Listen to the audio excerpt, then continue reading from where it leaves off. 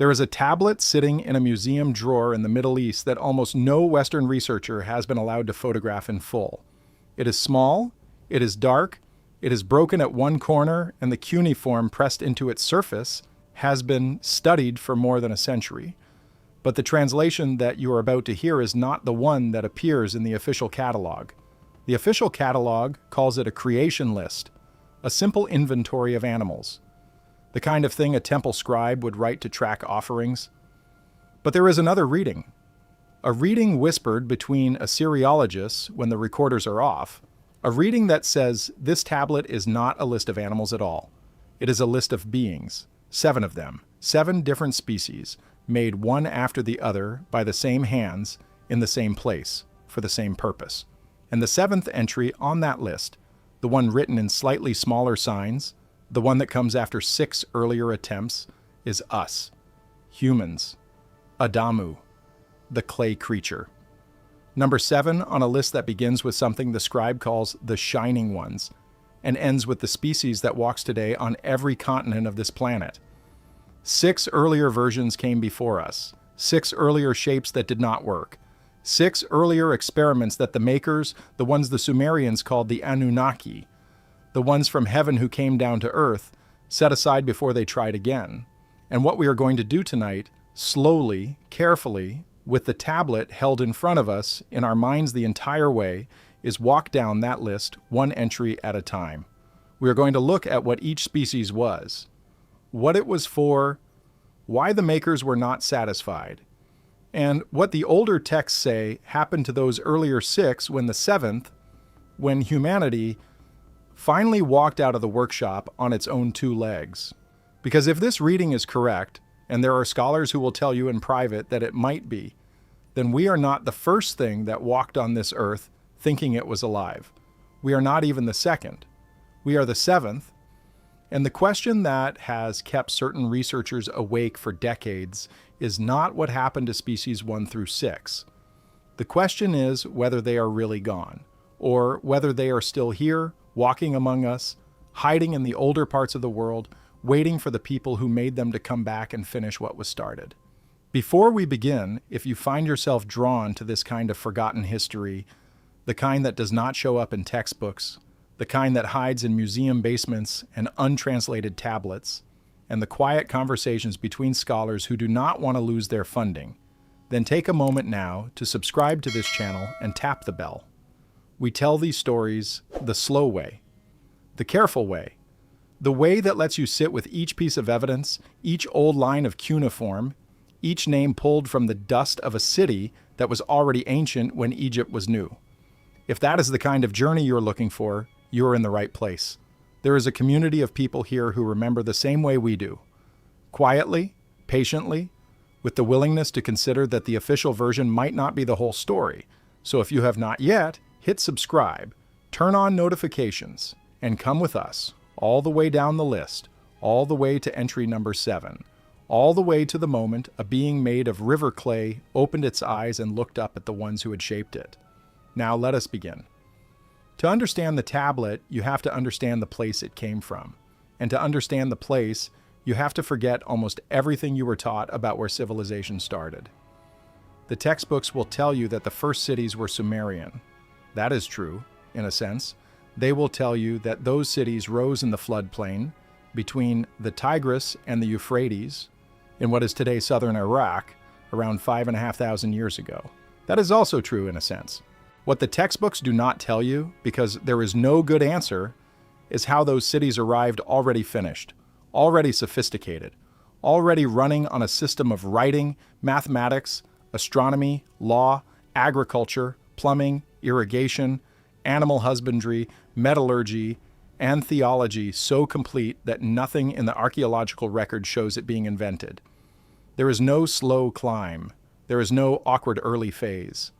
The first Sumerian city, Eridu, the city the Sumerians themselves called the first city, the city they said was older than the flood, simply appears fully formed on the edge of a marsh, with a temple at its center and a god living inside it. And the god was named Enki.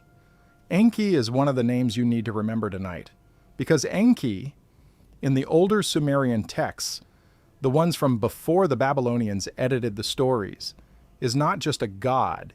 He is a maker, a craftsman, a worker in clay and water.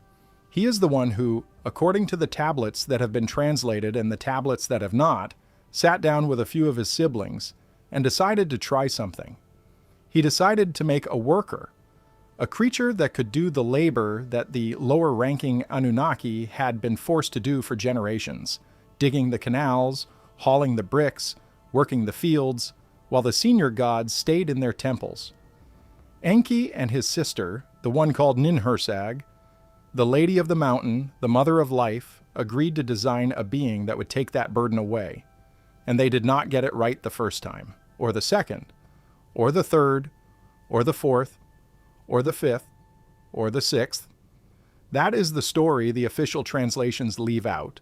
They will tell you about the seventh, the successful one, the one made of clay mixed with the blood of a slain god, the one who could speak and obey and breed.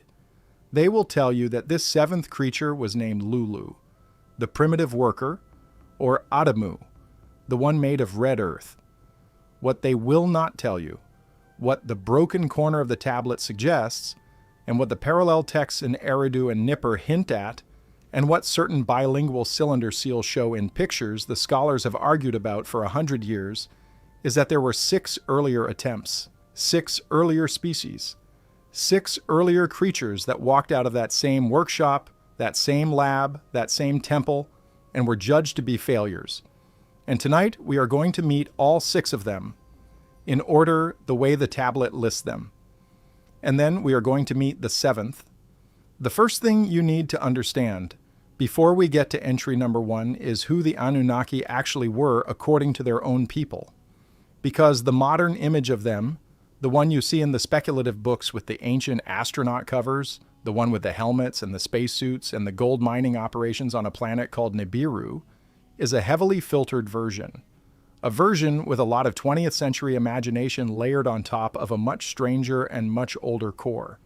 Tonight we are going to set that filter aside as much as we can and go back to what the Sumerians actually said about them, not what the bestsellers say they said, what they said.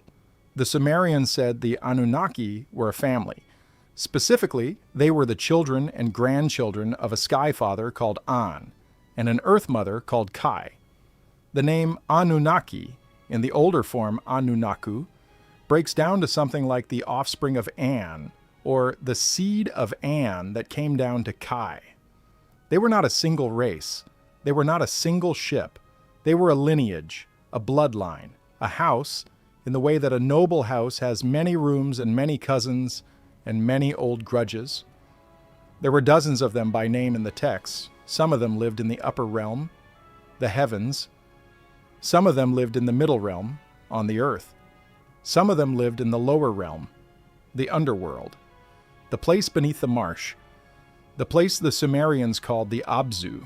And the senior ones, the great Anunnaki, were said to number 7. Always 7. 7 who decreed the fates, 7 who sat in council, 7 who had the authority to begin and end things on this planet. That is the first time the number 7 appears in this story. It will not be the last. The 7 who decreed the fates. 7 species on the list. 7 generations between the first making and the flood. 7 gates to the underworld. 7 names of the Lady of Life. 7 of everything, over and over, in a culture that did its arithmetic in base 60, but built its theology in base 7. Hold on to that. It matters. The leader of the 7, in most of the older Sumerian sources, was not An, the Sky Father. An was distant. An was old and stayed in the upper realm and only spoke through messengers. The active leader on Earth, the one who actually ran things, was An's eldest son. His name was Enlil. Enlil meant Lord of the Air, or Lord of the Wind, or Lord of the Breath.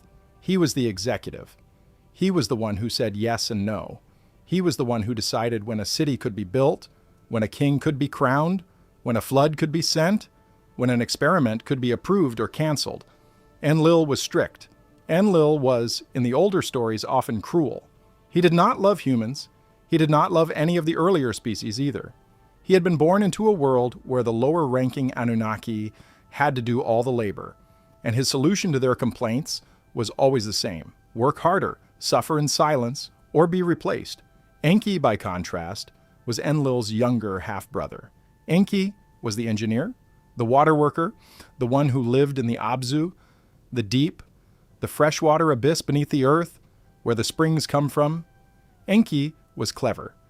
Enki was, in the stories, often soft-hearted in a way the other senior Anunnaki found embarrassing. He liked his creations, all of them, even the failed ones, especially perhaps the failed ones. And it is Enki who is named again and again as the one who actually shaped the species on the list. Enlil signed off on the project. Enki did the work. Ninhursag, the sister, the medical specialist, the one who knew the secrets of the womb, oversaw the biology. Between the three of them, 6 earlier creatures came into being and were dismissed. The 7th was approved, and then the trouble started. Now, before we open the list, we have to talk about the tablet itself, because part of the reason this story is so hard to tell in public is that the tablet is not one tablet. It is a composite. It is a reading assembled by piecing together fragments from at least 4 different sites in at least 3 different languages across at least 1,000 years of recopying. The core fragment, the one with the clearest list, was excavated from the ruins of a temple at Nippur in the late 19th century. Nippur was the religious capital of Sumer. It was Enlil's city. The texts kept there were the official ones, the approved ones, the ones a priest would read aloud at festival. The Nippur fragment is small, about the size of a man's palm, and it is broken on the right side, which is where the most important entries would have been. What survives is the left half, the opening of the list, the beginning, the first 3 species, named in order, with brief descriptions of what each one was made for. The other fragments come from elsewhere. One comes from Eridu, Enki's city, the first city, the city of the maker himself. The Eridu fragment is older than the Nippur one by perhaps 1,000 years, and it is written in a much earlier form of cuneiform that took decades to read correctly. The Eridu fragment does not give the list in order. It gives a fragment of a hymn, a song to Enki, that mentions the species in passing, the way you might mention a row of children whose names everyone already knows. From the Eridu fragment, we get confirmation of 3 more entries, numbers 4, 5, and 6, the middle of the list, the species that came after the first attempts and before the final one. And then there is the Sippar fragment. Sippar was the city of the sun, the city of Ustu, the all-seer, the judge, the witness. The Sippar fragment is the smallest of the 3, and it is not really a fragment of the list at all. It is a legal text, a complaint, a petition filed supposedly by a junior Anunnaki against Enki, accusing him of irregularities in the making of the 7 species. The petition lists, as background, the previous attempts in order and asks the court to consider whether the maker should be allowed to continue after so many failures. The Sippar fragment is the one that gives us the 7th entry by name: the clay creature, the Adamu, the Lulu Amalu, the mixed thing. Put those 3 fragments together, line them up, cross-reference them with the cylinder seals from Mari and Ur and Lagash that show similar imagery, and you get a list. A complete list. 7 entries, 7 species, each with a name in Old Sumerian, a description, and a fate. And it is that list, that reconstructed list, that we are going to walk down tonight in the same order the scribes wrote it, beginning with the first thing the Anunnaki ever shaped on this earth, and ending at last with us. Number 1 on the list, the first species, the first attempt, was not a body at all in the way we would think of one. The Sumerians called it the bright ones, or in some readings, the shining ones. The cuneiform signs are usually rendered as the dingir galam, which is a compound word, and the second half, galam, is the part that causes the trouble. Galam can mean skilled, or clever, or made by skill. But in older usage, it can also mean cut, or shaped, or carved out of something else. The dingir, galam, in the oldest reading are the carved gods, the shaped luminous ones. The first thing the makers tried to bring into being on Earth was a being made of light, not a body. not flesh. Light, held in shape by some method the texts do not describe, and the priests would not write down. Why would you start there? It sounds, to a modern ear, like the wrong place to begin. Light is hard. Bodies are easy. We can grow a body in a lab today, sort of in pieces. We cannot make light think. But to the Anunnaki, in the world the Sumerian texts describe, it may have been the other way around. They themselves, the senior gods, are described in the oldest sources as luminous, glowing, bright in a way that hurt human eyes to look at. The me, the divine essences, the powers that the gods carried, are described as light objects. The 7 me of kingship, the 7 me of priesthood, the 7 me of the fields, are listed as things that shine. So when Enki and Nin-Hersag sat down to make a worker, the first thing they may have tried was the kind of being they themselves were, a luminous one, a shining worker, a being of held light that could move through the canals and the fields and do the work of the lower Anunnaki without ever tiring, because light does not get tired, and without ever needing to eat, because light does not eat. And it failed. The texts are not entirely clear on why, but the hints are there. The shining ones, the Dingir, Galam, did not stay. They could not be held. They drifted. The hymn from Eridu describes them as those who would not stand still, those who slip between the Maker's fingers, those who return to the sky as soon as the Makers turned their backs. Whatever method the Anunnaki used to shape light into a working body, the shape did not hold. The light wanted to go back to being light. And so the first species, the first attempt, the carved luminous ones, were canceled, released, sent home. Some of the older folk traditions in Mesopotamia say they are still there in the upper air, the bright things that move at the edge of vision when you're walking alone at dusk, the ones that you cannot quite see when you turn your head. The ones that some cultures much later would call angels and other cultures would call ghosts and other cultures still would call the lights. Whatever they were the first attempt, and the Makers learned from that first attempt that whatever they were going to build next would have to have weight, mass, substance, something to keep it from drifting away. So they tried again. Number 2 on the list, the second attempt, was the opposite of the first. If the first species had been too light, too unstable, too eager to return to its source, then the second species would be all weight, all density, all ground. The Sumerian name for them, as best as it can be reconstructed from the Nippur fragment and the Eridu hymn, is the Kur.gal.in, which translates to something like the great mountain ones, or in a looser reading, the deep ones, stone bodies, or bodies that were so dense, so heavy, so rooted to the earth, that they were nearly stone. The hymn describes them as those who walk slowly, those who did not float away, those whose feet pressed deep into the riverbank when they crossed it. They were the answer to the problem of the shining ones, where the first species could not be held, the second species could not be moved. And that, of course, was the new problem.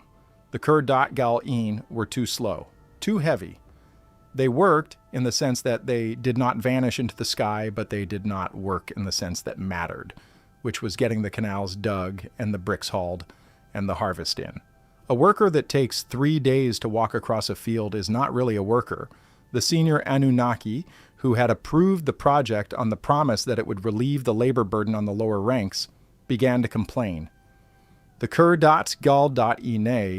were eating, or absorbing, or whatever the equivalent was for stone-bodied creatures, more resources than they returned in labor. They were a net loss. Enki argued in the records that they could be improved, that a few generations of selective breeding would lighten them, that patience was needed. Enlil, the executive, the one who decided when projects ended, did not have patience. The second species was canceled. What happened to them is one of the more haunting questions in the entire reading. The texts do not say they were destroyed. Sumerian theology was not in the habit of destroying things outright. The texts say they were settled, placed, set into the earth. Some of the later folk traditions say that the great standing stones of certain old places, the ones that sit too perfectly on the landscape, the ones that are too heavy for the people of the region to have moved, are the Kur.gal.in. Not statues of them sleeping or stelled, or simply slowed down to the point that 1,000 years of human time passes for them in the span of a single breath. There are folk tales from northern Mesopotamia, from the Caucasus, from as far away as the Iranian plateau, that speak of stones that were once people. Stones that move when no one is looking. Stones that, on certain nights of the year, will turn their faces a quarter turn to the east. The folklorists call these tales superstition. The reading we are working with tonight calls them memory. The memory of the second species, the deep ones, the ones who walked too slowly to be useful, and who were, in the end, simply allowed to stop. Number 3 on the list, the third attempt, was the species that almost worked. Almost. The hymn from Eridu describes them with real affection, the kind of affection a craftsman has for the project that came closest before it failed. The Sumerian name in the Nippur fragment is the Apkal.lu, and yes, that name will sound familiar to anyone who has read about the 7 sages of Sumer, the 7 mythical figures who came out of the sea to teach humanity the arts of civilization. The Apkal.lu of the 7 sages tradition are not exactly the same as the Apkal.lu of the species list, but they are close. Closely enough that some scholars believe the 7 sages of Sumerian myth are the surviving remnants of the third species, the ones the makers kept, the ones who were too useful to discard, even after the rest of their kind had been retired. The third species in the original reading were aquatic, or amphibious. The hymn describes them as those who walk in 2 waters, which is the Sumerian way of saying those who move between the salt and the fresh, those who can live in the river and in the sea. Their bodies, on the cylinder seals that may depict them, are shown as half human and half fish, or half human and half something else, something with scales and a tail and large dark eyes.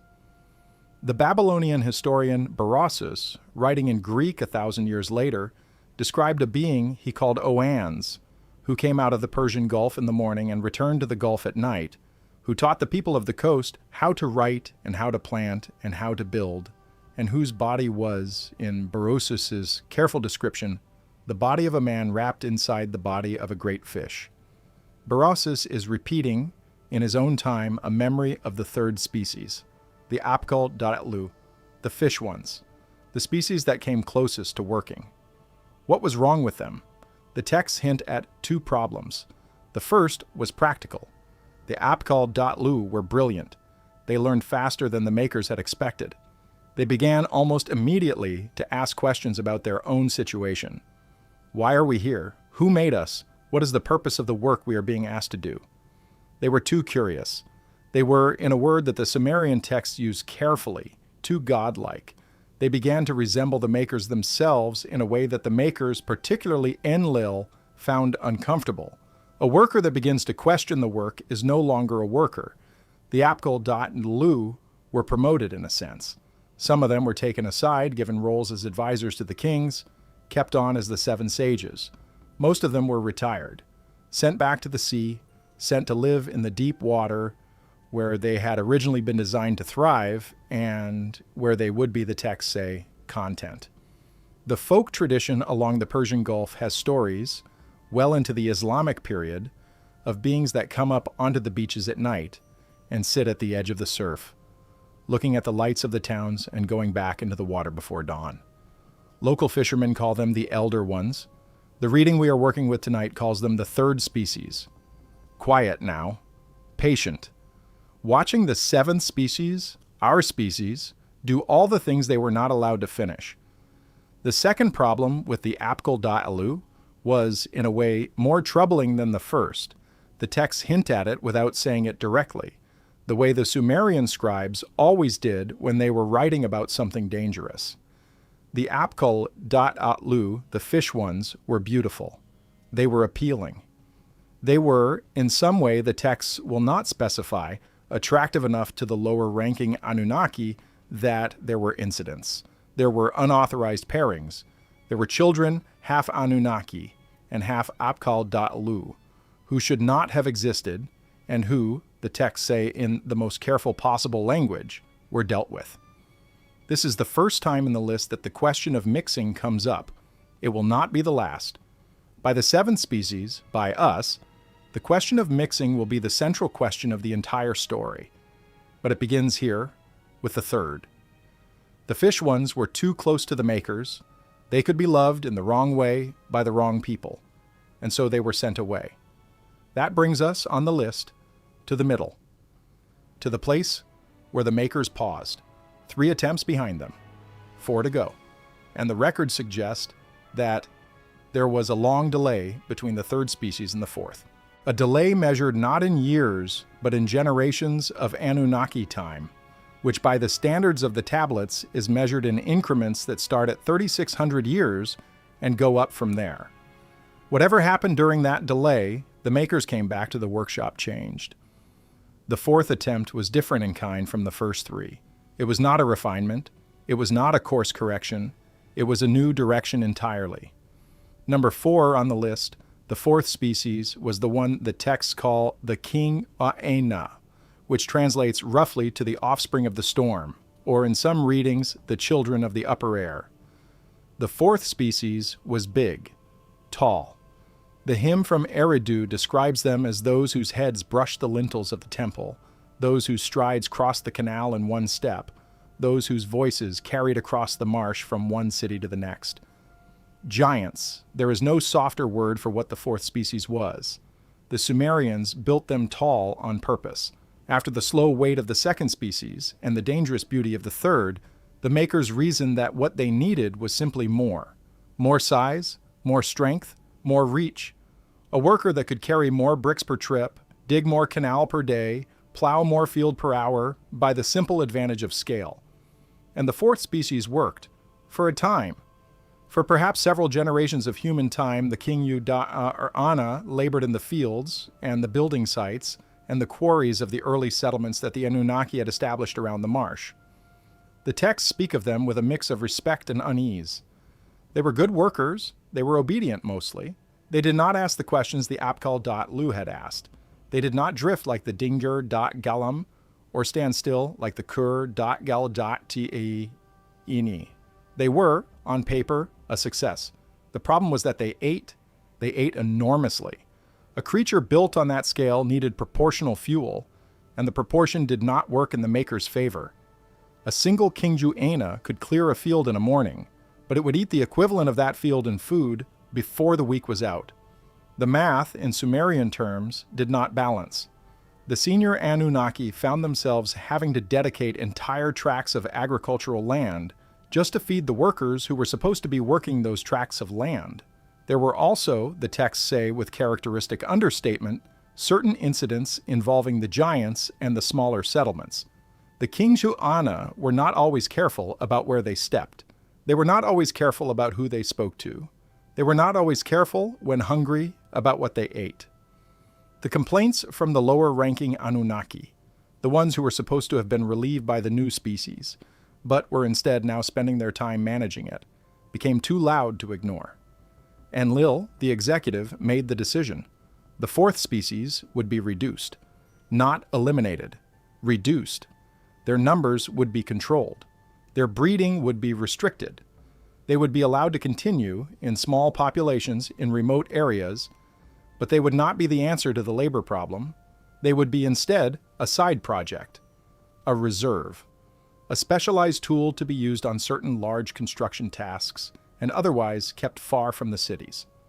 The texts say the Kingju Ana were sent into the high places, the mountains to the east, the mountains to the north, the high deserts, the places where they could feed on the wild herds and not interfere with the agricultural settlements of the lowland.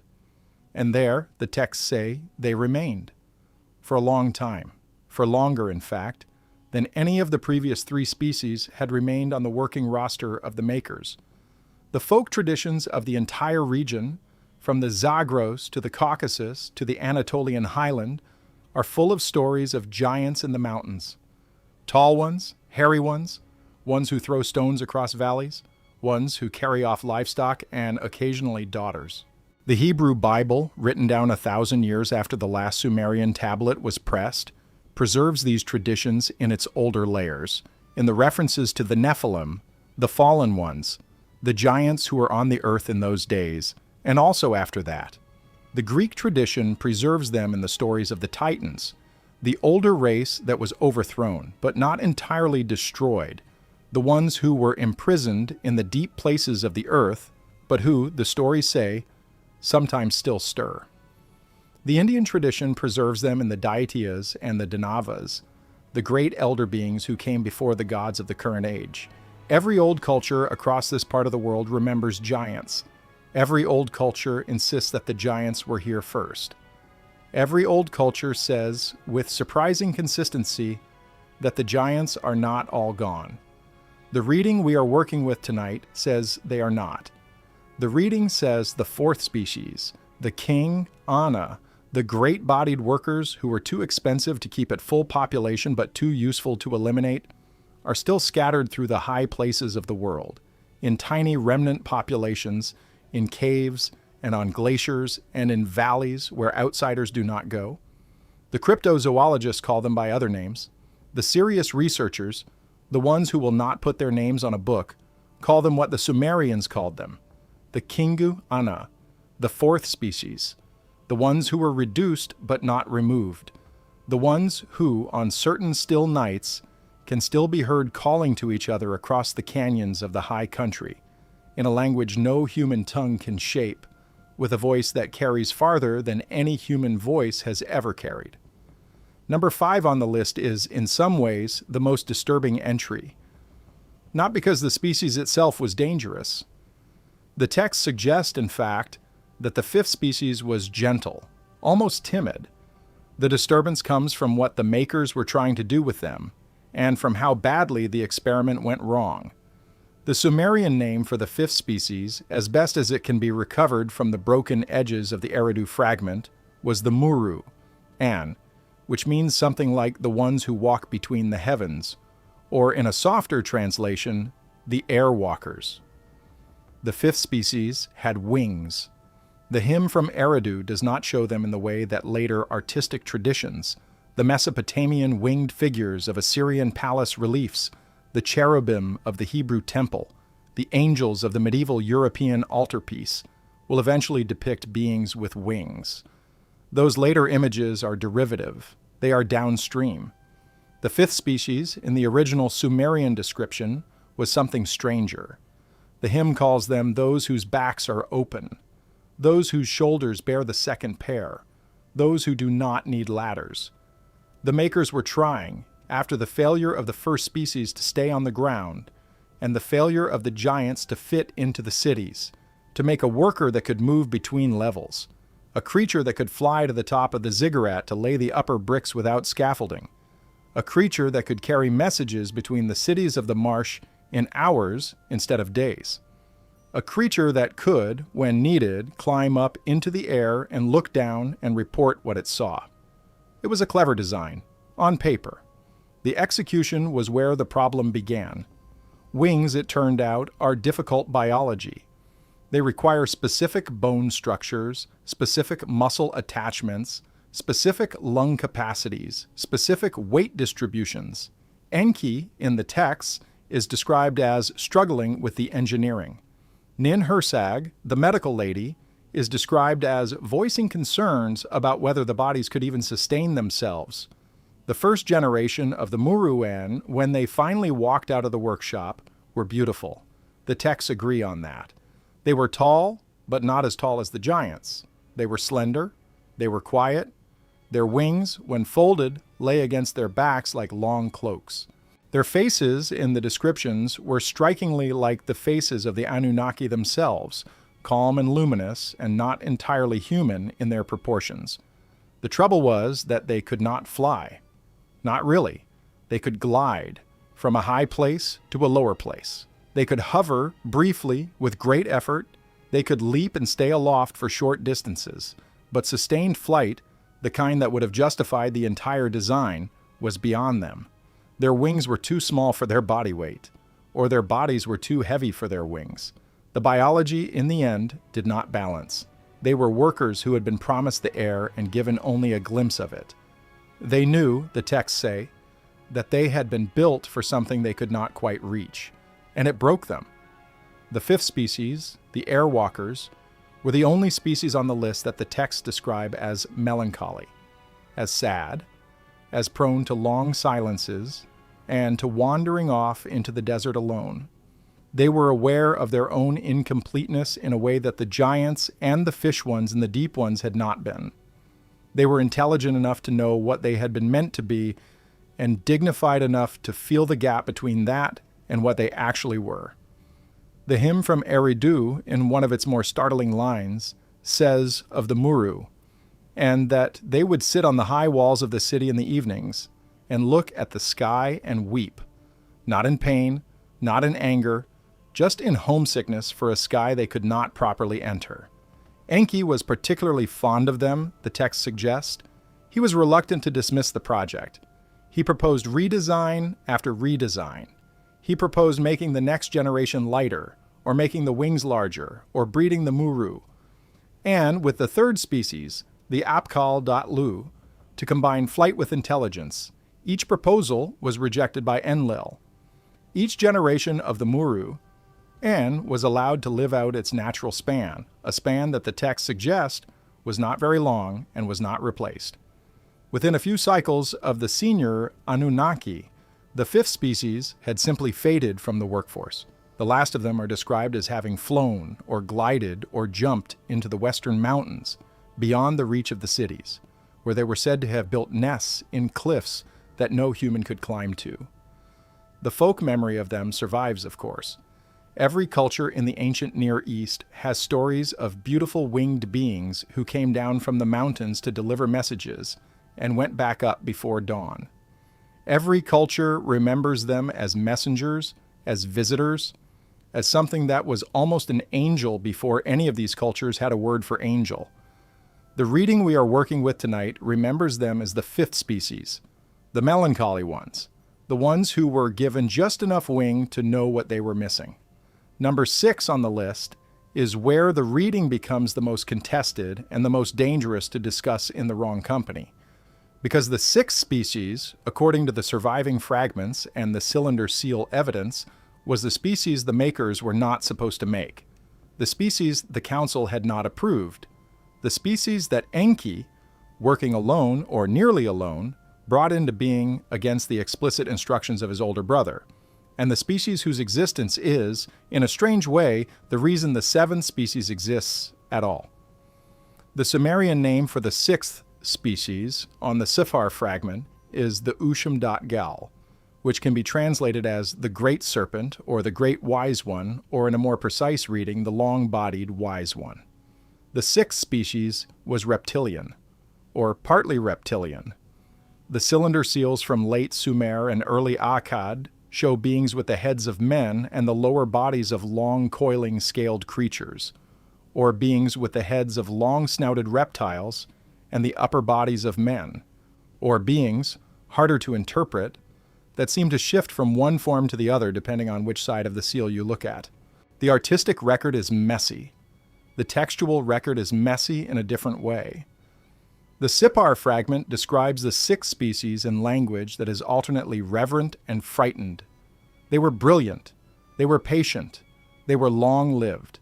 They were extraordinarily good at the kinds of work that required precision, focus, and the ability to hold a long thought across many days. They were, the texts say, the only species before us that could read the maker's own writing. That is the line in the Sipar fragment that the older translators tried to bury. The line that says the sixth species could read the writing of the gods, could understand the texts, could with effort even write in the gods' own script, the script that no other made being had been allowed to learn. The sixth species was, in a word that the Sumerian scribes only used in very specific circumstances, literate in heaven. They had been taught by Enki to read. This is what got Enki in trouble. This is the substance of the petition in the Sipar fragment. Enki, the petition says, made a species that could read the texts the council was supposed to keep restricted, the texts that contain the technical information of the Anunnaki themselves, the recipes, the methods, the instructions for how a being could be shaped from clay and how a body could be quickened with the breath of a god. The sixth species was not just literate, the sixth species had access.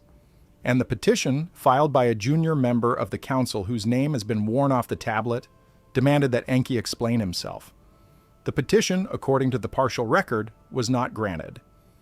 Enki successfully argued that the sixth species was needed for a specific purpose, namely to assist with the design of the seventh species, which the council had finally approved.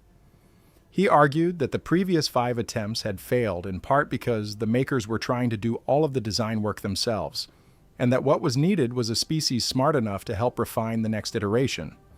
He argued that the sixth species would be kept under supervision, that their access to the text would be limited, and that their numbers would not be allowed to grow beyond the small workshop population necessary for the design phase.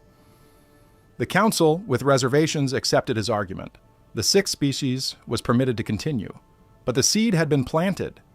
The senior Anunnaki, particularly Enlil, never trusted the Usham Zaal again. They were watched. They were monitored. They were never allowed to leave the workshop area.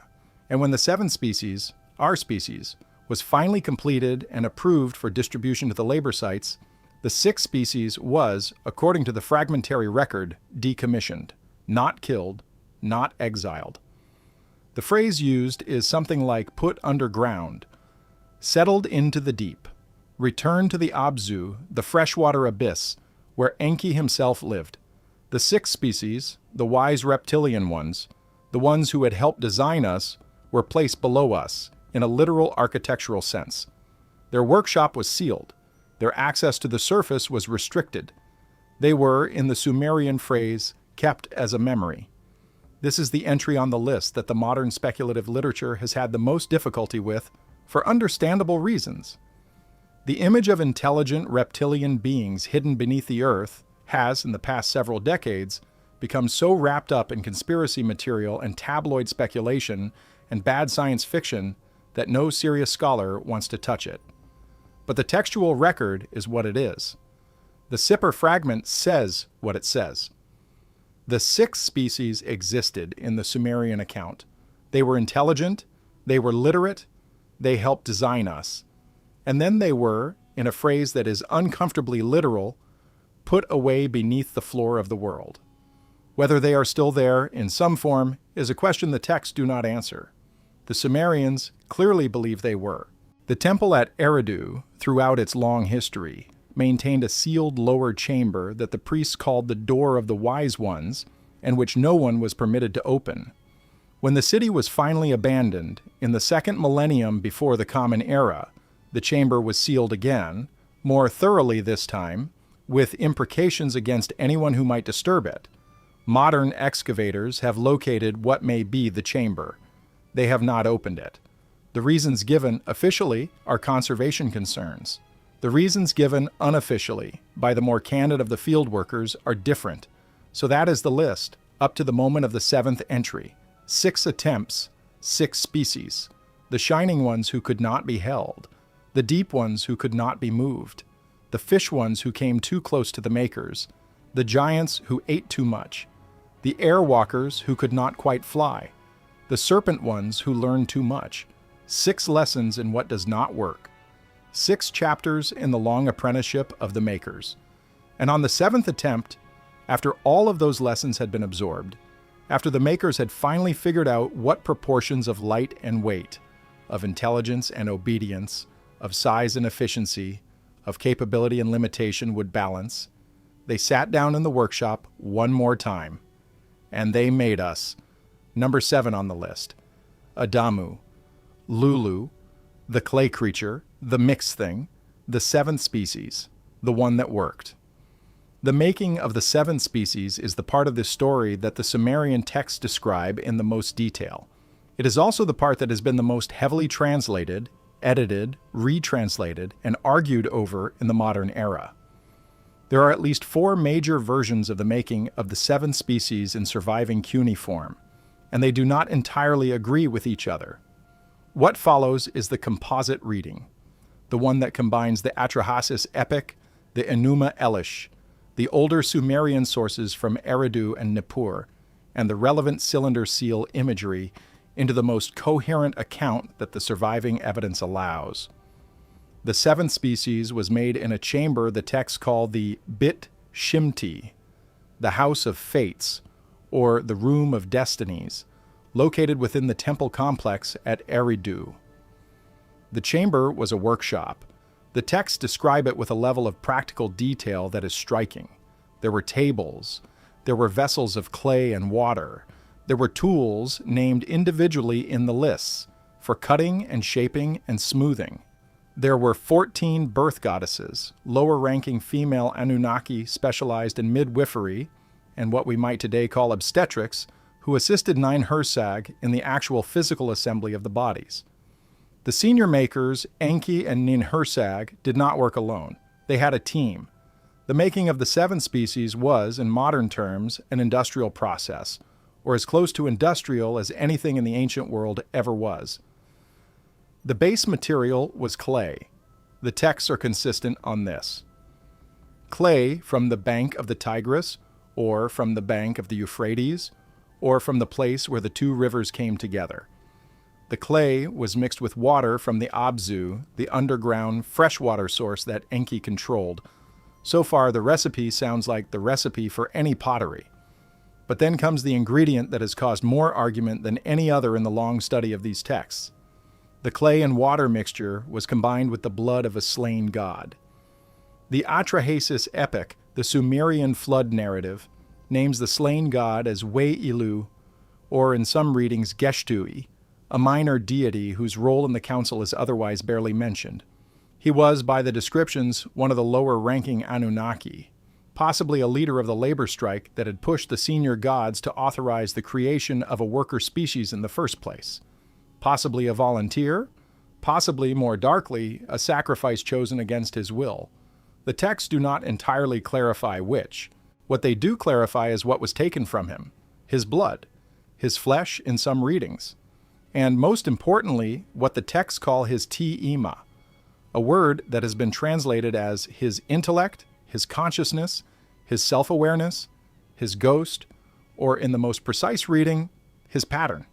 The thing that made him a thinking being rather than just a body. Whatever the Tanema was, it was extracted from the slain god and mixed into the clay. This is the moment in the story that has captured the imagination of modern researchers more than any other. Because what the Sumerian texts are describing in their own ancient vocabulary is something that sounds suspiciously like a deliberate fusion of 2 distinct kinds of inheritance. The clay provided the body. The blood provided the biology. The pattern provided the mind. 3 components, 3 sources, 1 result. A creature that was, in a literal sense, according to the texts, a chimera, a made thing, a combination of materials taken from different places and forced to coexist in a single new form. The 7th species was not bred, it was assembled. The chamber, the Bit Shimti, was sealed during the assembly. The texts say it was sealed for 10 lunar months, which by the Sumerian calendar was approximately 290 days. The number is interesting. It is, almost exactly, the human gestation period. The 14 birth goddesses worked in shifts, the texts say, watching over the assembly. They sang in a long ritualized song, the song that is sometimes called the Song of the Destinies, that called down the qualities the new species was meant to have. Strength sufficient for labor, but not so much that the species could threaten the makers. Intelligence sufficient for instruction, but not so much that the species could read the maker's restricted texts. Speech sufficient to receive commands and report results, but in a tongue different from the maker's own tongue, so that the 7th species could not communicate with the makers as equals. Reproduction sufficient to maintain a population, but slower than the previous species, so that the population could be controlled. Lifespan sufficient to learn a trade, but short enough that no individual member of the species would have time to grow truly wise. Every parameter in the Song of the Destinies was a compromise. Every quality was tuned to a specific level. Not too high, not too low. The seventh species was, in the most literal sense, designed to a specification. And the specification was the result of 6 earlier failures, and what they had taught the makers about the dangers of getting any single parameter wrong. When the 10 months were complete, the chamber was opened. The 7 first humans, the texts say 7 again, walked out under their own power. They were, in the description, smaller than the makers, smaller than the giants, smaller than the airwalkers, roughly the size of the Apkallu, but with no scales, no fins, no second pair of limbs, no glow. Their skin, in the older Sumerian descriptions, was the color of red clay, which is what they had been made from. Their eyes were dark. Their hair was thick and grew long. They walked upright on 2 legs. They had 2 arms, 2 hands, 10 fingers. Their faces, the text note with what seems like some satisfaction, looked like faces. Recognizable, familiar. The makers could speak to them and read their expressions. They were also, in a way the makers had not entirely expected, capable of fear. The first thing the 7th species did when the chamber opened and they saw the makers standing around them was kneel, or in some versions of the story, prostrate themselves entirely on the floor. The texts say they understood immediately that they were in the presence of something larger than themselves. They understood immediately that they had been made. The ta'ima of the slain god, the pattern that gave them consciousness, also gave them, the texts suggest, an inherited memory of the moment of his death. A memory they could not access directly, but that haunted them in dreams. A memory that made them afraid of their own makers. A memory that, the texts say, the makers had not anticipated and were not entirely sure what to do with. But they worked. The 7th species did the labor. They dug the canals. They hauled the bricks. They tended the fields. They learned slowly the simple commands the makers gave them. They reproduced slowly in small numbers in the quarters the makers built for them outside the city walls. Within a few generations of human time, the labor problem that had originally motivated the entire project, the complaint of the lower-ranking Anunnaki, who had been doing all the work, was solved. The 7th species did the work. The lower Anunnaki returned to their proper duties. The senior Anunnaki, satisfied at last, declared the project a success. And then the trouble started. The trouble was that the 7th species, like the 3rd before them, began to learn faster than the makers had intended. The Tima, the pattern of the slain god, was a more powerful inheritance than the makers had calculated. The 7th species had been designed to receive instruction, but they began to do something the makers had not specified. They began to instruct each other. They began to pass knowledge from generation to generation without the makers' direct involvement. They began to develop on their own vocabularies for things the makers had not given them words for. They began to ask questions that, technically, they should not have been able to formulate. They began, in short, to be people. This was uncomfortable, but it was manageable. The makers could keep them in line. The makers could limit their access to information. The makers could, when the 7th species got out of hand, send a plague or a famine or a small flood to thin the population. The makers had tools. The makers had been doing this for a long time. The 7th species, even with its growing ambition, was still confined to the lower realm, still doing the labor, still respecting the boundary between the workers and the makers. The system worked. What broke the system, what eventually led to the Great Flood and to almost everything that came after, was the same problem that had appeared with the 3rd species. Mixing. The lower Anunnaki, the ones who supervised the workers in the fields, the ones who lived in the lesser cities and managed the agricultural districts, began to take an interest in the 7th species, the way the lower Anunnaki had taken an interest in the Apkallu. The 7th species was not as beautiful as the Apkallu had been, the texts admit, but they were close enough. They were intelligent enough to be interesting. They were biological enough to be compatible. And they were, unlike the Apkallu, plentiful. There were many of them. There were fields full of them. There were entire settlements where they lived in their own small houses. and reproduced according to their own slow biology. And the lower Anunnaki, who were technically forbidden from any contact with the worker species beyond the giving of orders, began to find reasons to spend more time among them than they should. The texts describe what happened next with a careful, lawyer-like precision. There were pairings, there were children. The children were not entirely Anunnaki, and not entirely the seventh species. The children were, in the language of the Sipar fragment, things that had not been authorized. The senior council, when they learned of these pairings, was furious. Enlil, in particular, was beyond consolation. The entire purpose of the seventh species, in his view, had been to create a working population that would be permanently distinguishable from the makers. The mixing threatened to erase that distinction.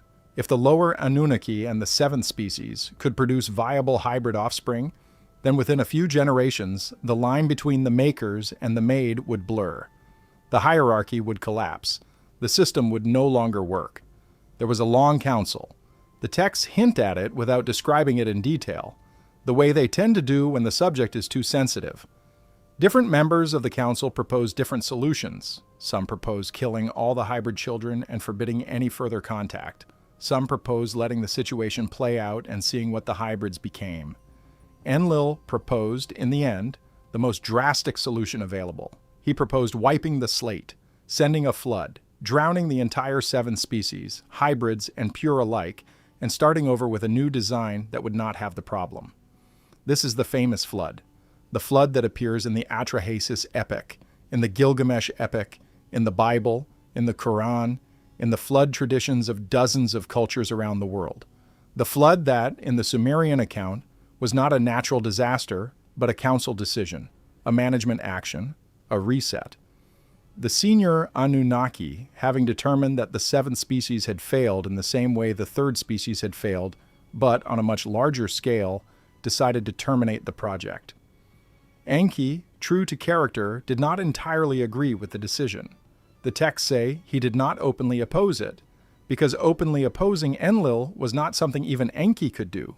But he did warn one member of the seventh species in advance, a man, in the Sumerian text named Atrahasis, in the later Akkadian versions named Utnapishtim, in the Hebrew tradition named Noah. Enki, the texts say, came to this man in the night and spoke to him, technically not directly, but through the wall of his house, technically not breaking the council's seal of secrecy because he was, technically, only talking to the wall.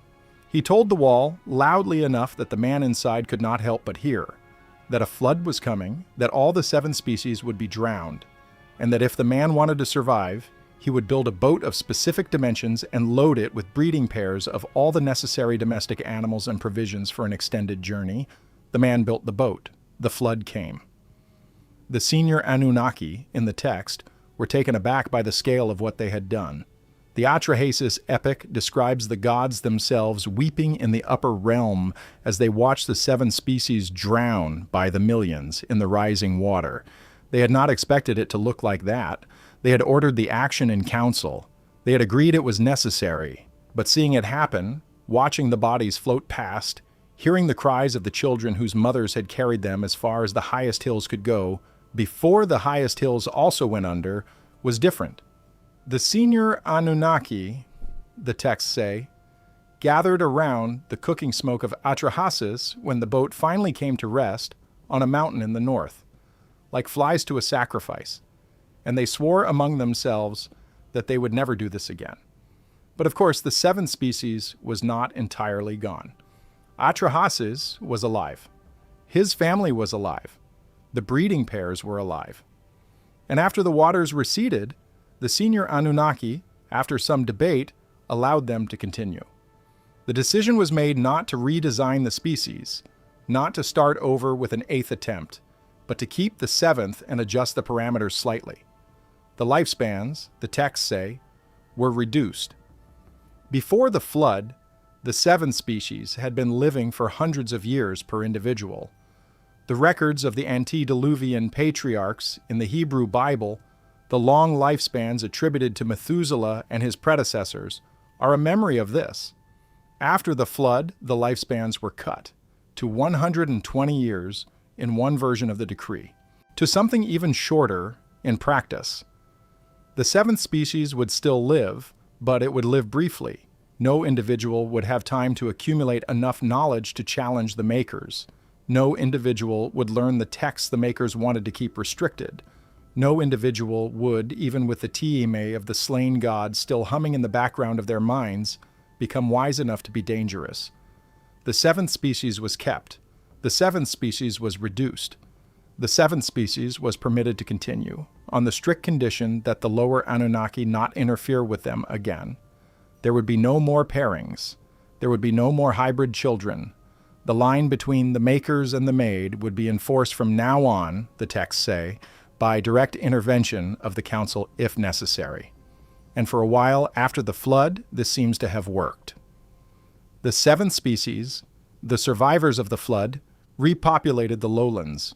They built new cities, with the help and supervision of the makers. They began the long, slow climb back to civilization, and the makers, for their part, withdrew somewhat. They did not work as closely with the species as before. They appeared less often in the cities.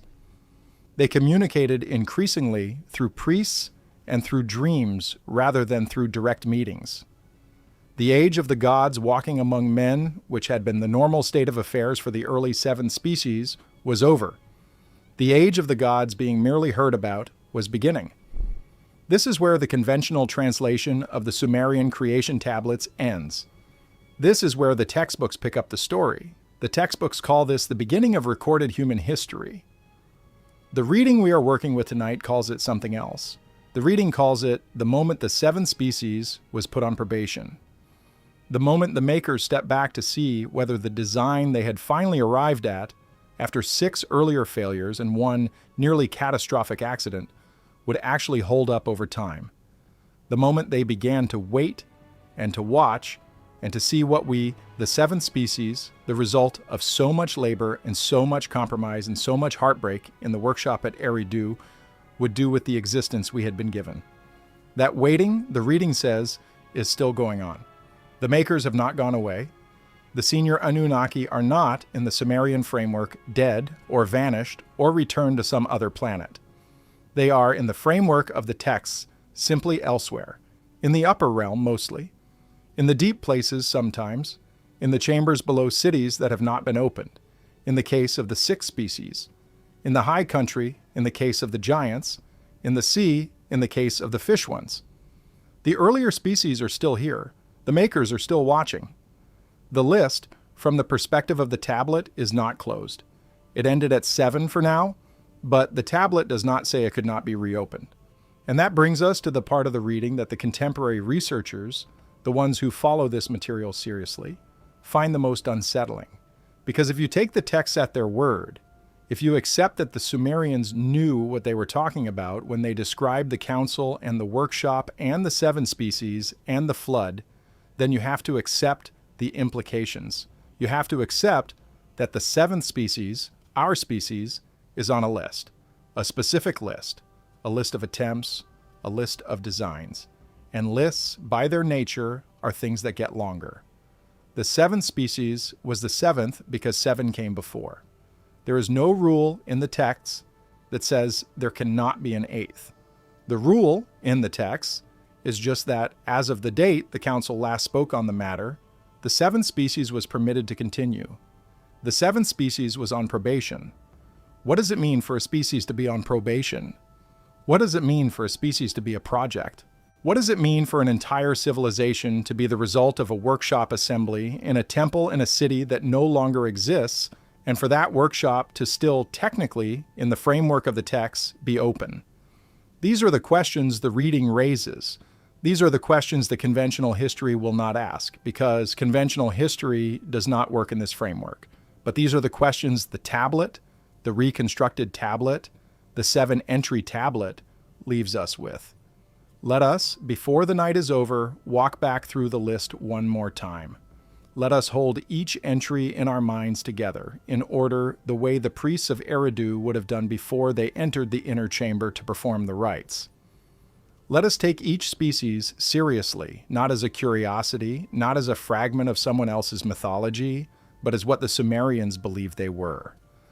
The history of life on this planet, according to the people who lived in the first city, the city the makers built with their own hands, the city the makers walked in before any of us walked in anything. Number 1, the Dingir, Galum, the carved luminous ones, the species made of held light, released back to the air when their bodies could not be kept in shape. Possibly still present in the upper atmosphere as the lights that move at the edge of vision. The first attempt, the first lesson, the lesson that bodies need weight. Number 2, the Gal-een, the great mountain ones, the species of stone-density bodies, settled into the earth when their motion proved too slow for the labor that was needed. Possibly still present in the standing stones and the stilled formations of certain old places, breathing once a millennium. The second attempt, the second lesson, the lesson that bodies need motion. Number 3, the Apkal-lu, the wise fish ones, the amphibious species who could move between salt and fresh water, sent back to the sea when their intelligence began to threaten the hierarchy. Possibly still present on the beaches at night, watching the lights of the towns. The third attempt, the third lesson, the lesson that workers cannot be too clever. Number 4, the Kingju-naana, the children of the storm, the great-bodied species, reduced to small remnant populations in the high country when their food consumption proved unsustainable, possibly still present in the mountains and the deep forests, calling to each other in voices that human throats cannot make. The fourth attempt, the fourth lesson, the lesson that workers cannot be too large. Number 5, the Muru-n'an, the airwalkers, the winged species, allowed to fade out when their flight proved too limited to justify their cost. Possibly still present in the cliff caves of the western mountains, in the remembered echoes of every angel and messenger story every culture has ever told.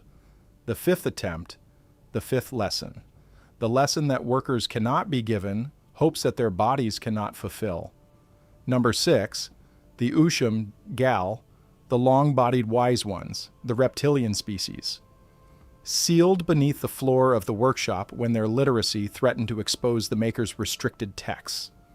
Possibly still present in the chambers below Eridu and the deep places of older cities, kept as a memory the priests were instructed never to wake. The sixth attempt, the sixth lesson, the lesson that workers cannot be allowed to read.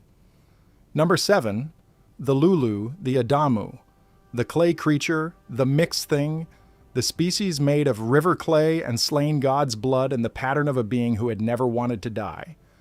Permitted to continue on conditions after a near-extinction event sent by the Council. Currently, by all available evidence, still in operation.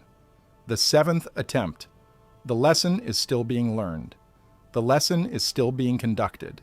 The lesson is happening right now, every day, in every city and every village and every house on this planet. As the 7th species goes about the business of being the 7th species, and in some ways, perhaps, of becoming something the makers did not entirely intend. Because here is what the reading suggests, and here is what the conventional historians will not say, but the more honest of them will admit when pressed. The 7th species, our species, has been on its own doing things the makers may not have authorized. We have lived longer. The lifespan reduction enforced after the flood has, in the past few centuries, been quietly reversed by the 7th species itself through medicine and sanitation and nutrition without consulting the Council. We have learned to read.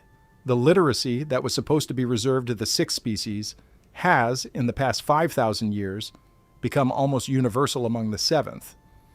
We have learned to fly after our own fashion, replacing the unreliable wings of the 5th species with engines and steel.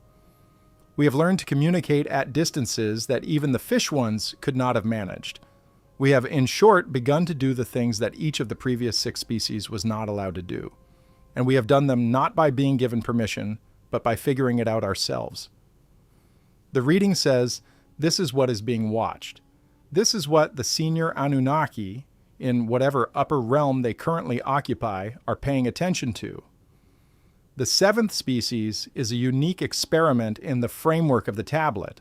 because the seventh species is the first one that has, of its own accord, started to acquire capabilities that were specifically withheld from it in the design phase.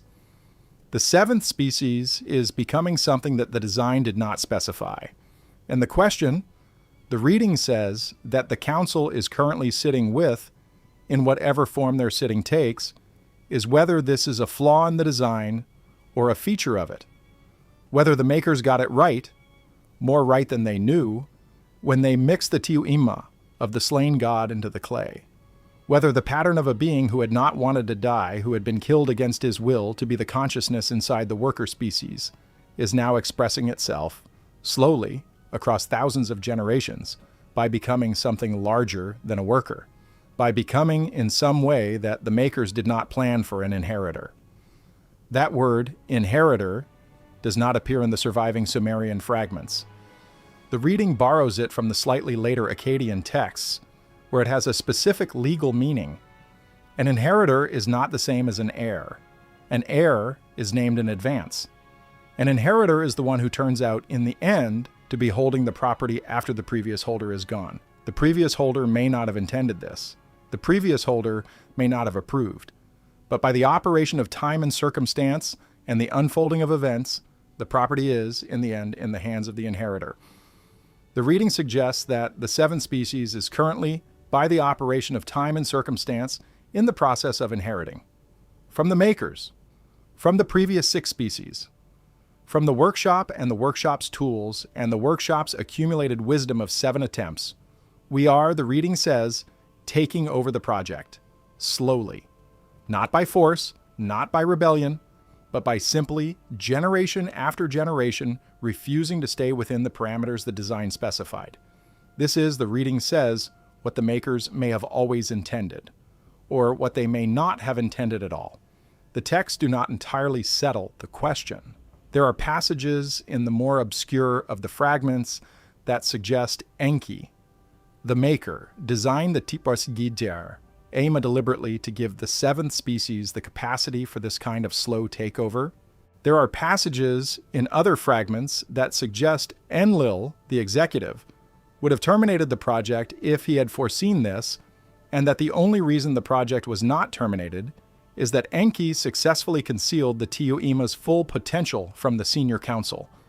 There are passages in yet other fragments that suggest neither maker fully understood what they had built, that the slain god's pattern carried within it possibilities that no one in the workshop had calculated, and that the seventh species is, in this reading, an accident. A successful accident. An accident that the makers themselves have been watching with increasing astonishment. We will probably never know which reading is correct. The texts, where they survive, are ambiguous. The fragments do not all agree. The cylinder seals can be interpreted in more than one way. The traditions that have descended from the Sumerian sources into Akkadian and Babylonian and Assyrian, and eventually into the larger pool of Near Eastern religious literature, have all added their own emphases and removed others. By the time the stories reach the Greek philosophers and the Hebrew prophets and the Persian magi, they have been told and retold so many times that the original outlines are almost lost. Almost. But not entirely. Because every culture that receives some version of these stories preserved in some form the same essential structure. A council of beings, a series of attempts, a failure, a flood, a survival, a continuation under altered conditions. Every old culture in the world, when its oldest stories are stripped down to their bones, tells some version of this story. Every old culture remembers in its own dialect that we were not the first thing made, that we are not the only thing made, that there was a workshop, and there was a council, and there was a list, and that we are, one way or another, on it. Now, let us turn, before the reading is complete, to the question that always comes up when people first encounter this material. The question of evidence, the question of how we know any of this, the question of why. If the tablet exists, and the list exists, and the reading is even partially correct, the world's universities are not all teaching it. The answer to that question is more interesting and more troubling than most people realize. It is not that the Academy is hiding the material, it is that the Academy is reading it differently, carefully, cautiously. with a lot of attention to what can be defended in a peer-reviewed journal and not a lot of attention to what cannot be. And what cannot be defended in a peer-reviewed journal is the framework of the reading. The framework that takes the texts as descriptions of actual events. The framework that says when the Sumerians wrote that Enki shaped a being from clay, they meant that Enki shaped a being from clay, and not that they were composing a metaphor about agriculture or a mythological allegory about the relationship between the divine and the human.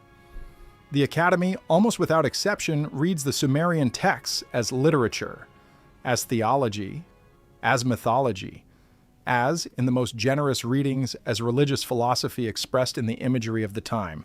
The Academy does not read them as history. The Academy does not read them as accounts of actual events that actually happened in actual places to actual beings. The Academy has its reasons for this position, and the reasons are not bad. The texts are old. The texts are fragmentary. The texts contradict each other in places. The texts include events that, by any modern scientific framework, simply cannot be true. Beings that fly. Beings that live for thousands of years. Beings that shape other beings out of clay and animate them with the breath of a third being.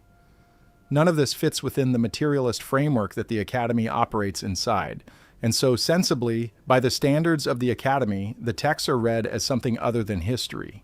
The reading we are working with tonight does not entirely accept the Academy's framework.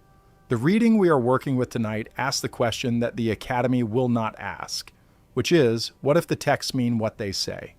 What if the Sumerians, when they wrote about a council of beings who came from the sky and shaped 7 species in a workshop, were not writing literature? What if they were writing reports?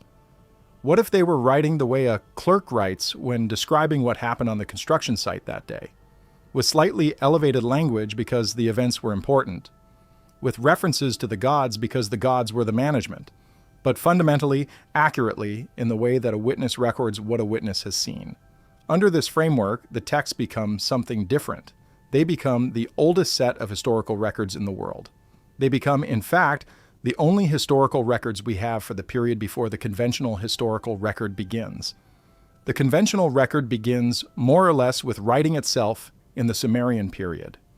But the events the Sumerian texts describe are explicitly older than writing. The makers existed before writing. The previous 6 species existed before writing. The workshop at Eridu, in the text's own framework, was already operating long before any of the events that the writing was used to record. The Sumerian texts in this reading are not the beginning of history. They are a backward look from the beginning of history at events that the Sumerians themselves considered ancient. This is the part that makes some serious researchers, even ones who would never associate themselves publicly with the speculative end of the field, quietly uncomfortable. Because if the Sumerian texts are accurate as historical records of an earlier period, then the actual beginning of history is much older than the conventional record allows. If there were 6 species before us, and each was given some span of time on this Earth before being retired, then the timeline of this planet's history of intelligent life stretches back long before the 5,500 years that the conventional record covers. Hundreds of thousands of years, perhaps, possibly more. The texts are not specific about the duration of each previous species, but they suggest that each species had its own period of dominance, its own time as the active labor force, its own slow retirement. If we add those periods together, even conservatively, we are looking at a story that runs much longer than the story the textbooks tell. And this is where the conventional record begins to show some unexpected sympathy with the reading. Because the conventional record, the strictly archaeological record, does have certain anomalies that the textbooks do not entirely explain. There are sites scattered across the world that do not fit the standard timeline. Göbekli Tepe in southern Turkey, dated to roughly 12,000 years before the present, is far older than any settlement should have been according to the conventional model of how civilization develops. The carved pillars at Göbekli Tepe, with their imagery of large animals and abstract symbols, and what may be human figures with strangely proportioned arms, predate the supposed invention of agriculture by thousands of years.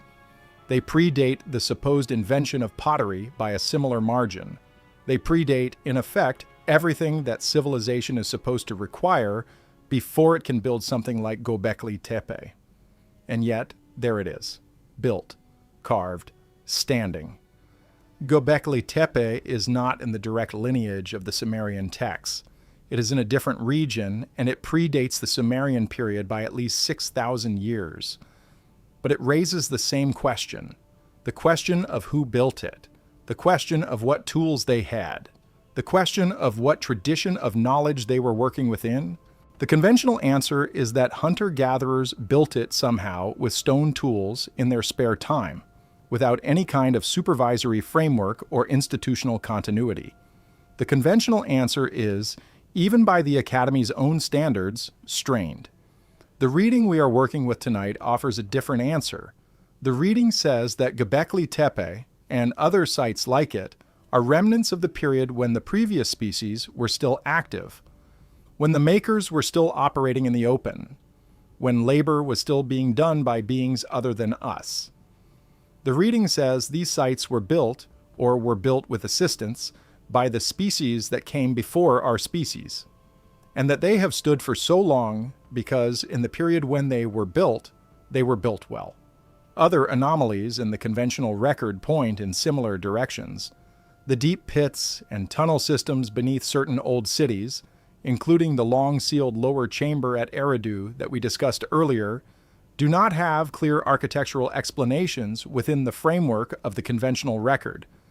The massive stone structures at certain sites in Egypt, in Peru, in Bolivia, in Cambodia, that are constructed from blocks too large to have been moved by the labor methods of the cultures conventionally credited with them, do not have clear engineering explanations within that framework either.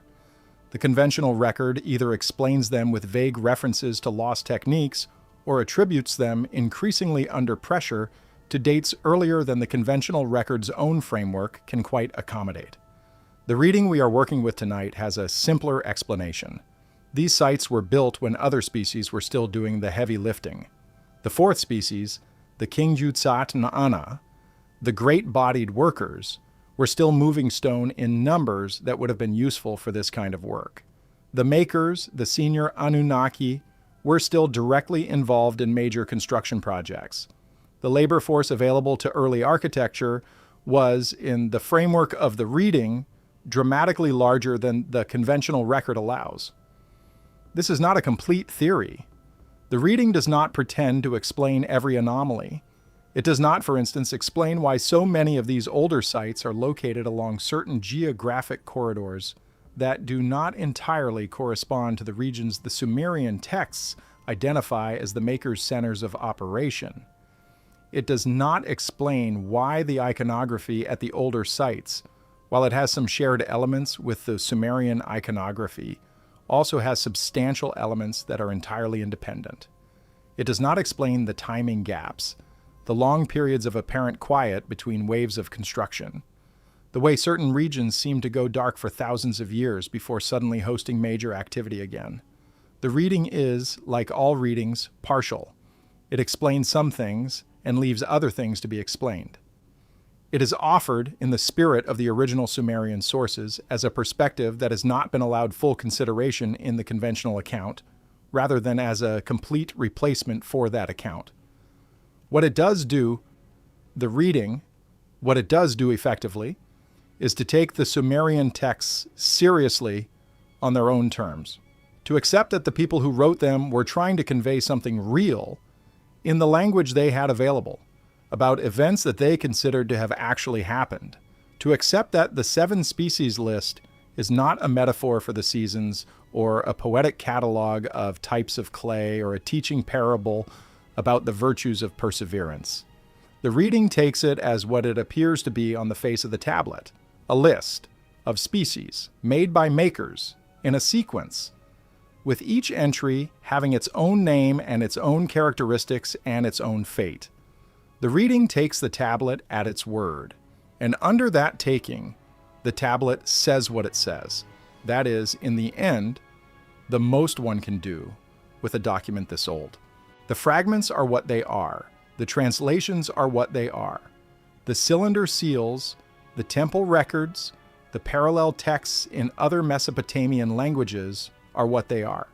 We can interpret them within the framework of conventional academic history, in which case they become an interesting body of religious literature with no direct historical referent. Or we can interpret them within the framework the texts themselves seem to assume, in which case they become an account of the longest, strangest, most unsettling history of life on this planet that has ever been written down.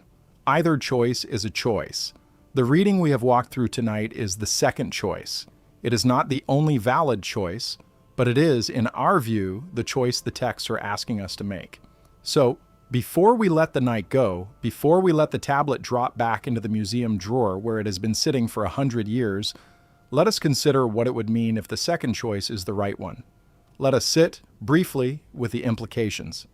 Not to argue, not to convince, just to allow the framework of the reading to occupy the space of our thinking for a few more minutes, before we return to the conventional world and the conventional history and the conventional life that goes with them. If the reading is correct, then we are not what we were taught to be. We are not the result of an unbroken evolutionary process running for billions of years from single-celled organisms to the species we currently are. We are, instead, the seventh in a series of designed beings, made by other beings, for purposes that we did not set, with parameters that were calibrated to the maker's needs rather than to our own. Our intelligence, our speech, our hands, our fertility, our lifespans, our capacity for fear, our capacity for grief, our capacity for the strange, free-floating sense that there is something behind the world that we are not quite seeing, are all in this reading deliberate features. Some of them were built in to make us useful. Some of them were built in to keep us limited.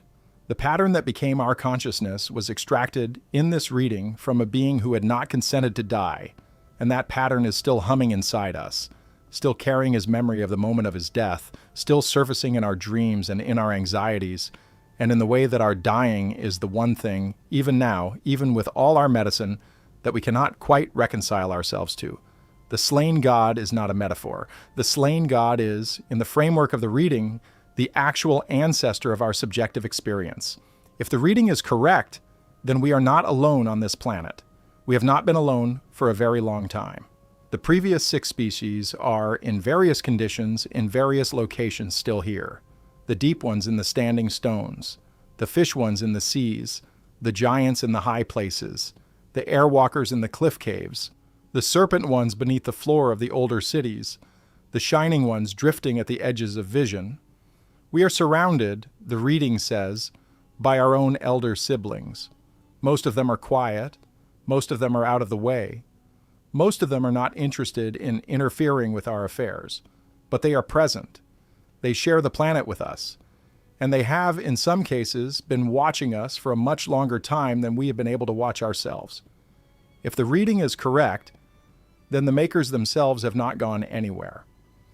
The senior Anunnaki, the Council of 7 who decreed the fates, are still in the framework of the texts, in their upper realm, observing the long experiment they set in motion. They are not active in the way they once were. The age of the gods walking among men is over, as the texts themselves note. But they are not absent. They are, in the framework of the reading, simply quiet, watching from a distance, waiting to see what the 7th species, our species, becomes. Whether the slow inheritance that began after the flood will continue. Whether the Ti'ima of the slain god will eventually express itself fully. Whether the workers will, in the end, become something more than workers. If the reading is correct, then we have a kind of significance that the conventional account does not give us. We are not a random outcome of a blind process. We are not the meaningless result of a meaningless universe. We are, in the framework of the reading, a project, a long project, a project that is currently in its most interesting phase, the phase where the project is finding out what it is, the phase where the project is, in some ways, beginning to author itself beyond the parameters its makers originally specified. This is, the reading would argue, a more significant condition than the conventional account allows. It is also, the reading would acknowledge, a more uncomfortable one. To be a project is to be answerable to whoever set the project in motion. To be on probation, even unconsciously, is to be subject to evaluation. The framework of the reading is not entirely a comfortable framework. It does not let us off the hook the way the materialist account does. It puts us on a hook of a particular kind that the makers may someday choose to pull. And if the reading is correct, then the question we should be sitting with, as a species, is not the question the contemporary culture is mostly sitting with. The contemporary culture is sitting with questions about technology and economics and politics, and the management of our own internal disputes. Those questions are real, and they matter, but they are, in the framework of the reading, secondary. The primary question is the one the text kept hinting at without ever quite stating outright. What are we becoming? What is the slow operation of the TD and EMA producing in us, generation after generation? What will the 7 species look like in 1,000 years, in 10,000 years, in 100,000 years, if it is permitted to continue? Will it still be the 7 species, or will it have, by its own slow refusal to stay within its parameters, become something else? Something the makers did not plan for, something that is, in some sense, the 8th species that we ourselves are designing, slowly, without quite realizing it, as we go. These are the questions the tablet leaves us with. These are the questions the museum drawer, with its broken corner and its small dark surface, and its cuneiform, pressed in the same shape as it was 4,000 years ago, will not answer. The tablet only lists. It does not predict. It says what came before and stops at the 7th entry. What comes after is up to whoever is reading it. What comes after, the tablet seems to imply, is up to us. There are a few more details from the tradition before we close that should be included for the record. They are not essential to the reading, but they are part of the larger picture, and they belong on the table for anyone who wants to follow this material further than we have followed it tonight. The first detail is about the tablet's physical condition. The Nippur fragment, the largest of the surviving pieces, is in a state of preservation that experts have called, in their published assessments, unusual. The clay is harder than tablets of its supposed period typically are. The cuneiform impressions are deeper. The break at the right corner, the break that removed the entries for the 4th, 5th, 6th, and 7th species from this particular fragment, is unusually clean. Some Assyriologists have suggested, quietly, in private correspondence, that the break may not have been accidental, that it may have been done deliberately in antiquity to remove the most sensitive entries from a tablet that would otherwise have remained in the temple library and been read by junior priests who were not authorized to know the full list. The break in this reading is itself a piece of evidence. It is not a misfortune of preservation. It is an act of redaction performed thousands of years ago by someone who knew what was on the tablet and did not want it to be common knowledge. The Eridu and Sippar fragments, which fill in the entries the Nippur fragment is missing, were not originally part of the same library system. They survived, the reading suggests, precisely because they were elsewhere when the redaction was performed. The second detail is about the cylinder seals. The cylinder seals from the late Sumerian and early Akkadian periods. The small carved cylinders that scribes and officials wore on cords around their necks and rolled across wet clay to sign documents contain a remarkable density of imagery related to the species list. Cylinder seal SQR44, currently in a private collection in Switzerland, shows a procession of 7 figures of distinct types, each with its own attributes, walking in line behind a larger seated figure who appears to be one of the senior Anunnaki. The procession has been cataloged for decades as a generic divine assembly scene, but the more recent cataloging by researchers willing to consider the species list framework suggests that the 7 figures correspond exactly to the 7 species in the list in order. The first figure is luminous, the second is heavy and stone-like, the third is a fish-bodied figure, the fourth is a giant, the fifth is a winged figure, the sixth is a long-bodied serpentine figure. The 7th is a normal-sized human figure, kneeling at the back of the procession, head bowed, hands open. The seal, if read this way, is a complete iconographic summary of the entire reading. It is, in its way, a Rosetta Stone for the texts. The third detail is about the geographic distribution of the surviving evidence. The fragments are concentrated, as we have noted, in southern Mesopotamia, at Nippur and Eridu and Sippar, but there are echoes of the same material in surprising places. There is a Hittite text from central Anatolia, dated to roughly 3,400 years before the present, that includes a list of 7 primordial beings that the Hittites describe as the elder ones who were before us. The list does not exactly match the Sumerian list, but 4 of the 7 entries are recognizably the same beings under different names. There is an Egyptian source in the pyramid texts that mentions 7 souls or 7 aspects of being that the deceased pharaoh must pass through on his journey through the underworld. And the descriptions of those 7 aspects are remarkably similar to the 7 species of the Sumerian list. There is even a passage in one of the older Vedic hymns from northern India, which most Indologists read as cosmological, that lists 7 kinds of beings made by the Lord of creatures in successive ages, in an order that approximately matches the Sumerian sequence. The reading does not insist that these are all the same tradition. They are, more cautiously, parallel traditions that may share some common source, or that may have arrived independently at the same intuition, because the intuition reflects something real about the actual structure of life on this planet. Either way, the 7 species list is not a Sumerian peculiarity. It is something that several distinct ancient cultures, with limited contact with each other, recorded in some form. That is, by the standards of comparative ancient history, a meaningful piece of evidence. The fourth detail is about contemporary research. There's a small but persistent community of independent scholars working largely outside the universities who have continued to study this material seriously over the past several decades. They are not, as a group, the same as the popular speculative authors whose books fill the airport bookstores. The serious researchers tend to be quieter, more cautious, less willing to make dramatic claims. They publish, when they publish, in small specialty journals and in self-printed monographs and in obscure conference proceedings. Their work is not generally taken up by the mainstream press because their work does not lend itself to dramatic press releases. They work slowly, they work carefully, they cross-reference fragments, they retranslate passages, they examine the cylinder seals at high magnification, and they argue with each other about whether a particular set of dots represents a star field or a wing pattern. They do not, on the whole, claim to have solved anything. They claim, more modestly, to be continuing to read the material that the conventional academy has, for its own reasons, set aside. The reading we have walked through tonight is, in many of its specifics, drawn from this community's work. It is not original research.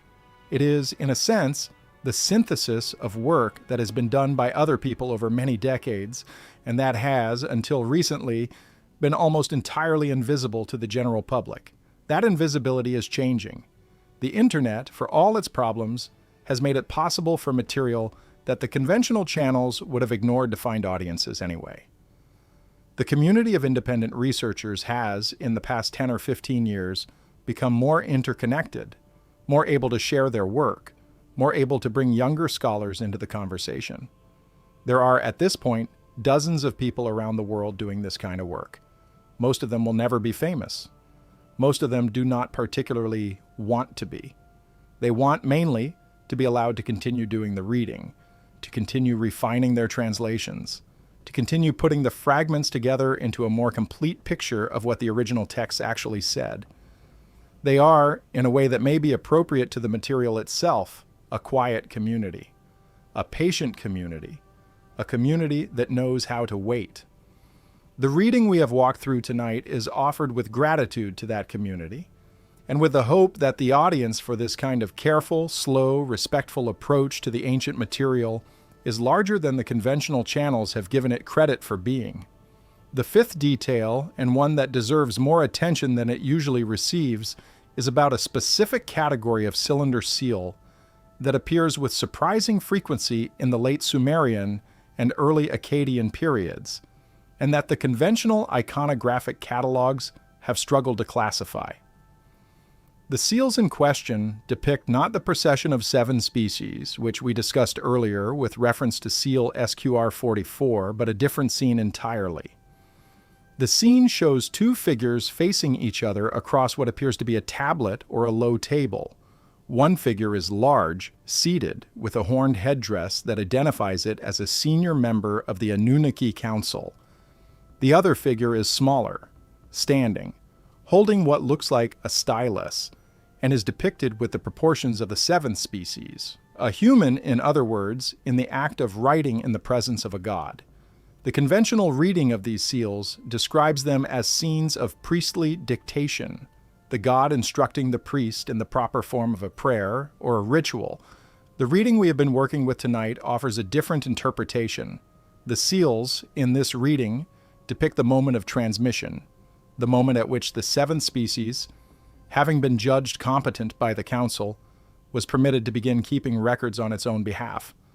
The moment at which the workshop's accumulated knowledge began to be handed over to the species that would eventually become its inheritor. There are at least 40 such seals cataloged in various museum collections around the world. They span a period of roughly 600 years.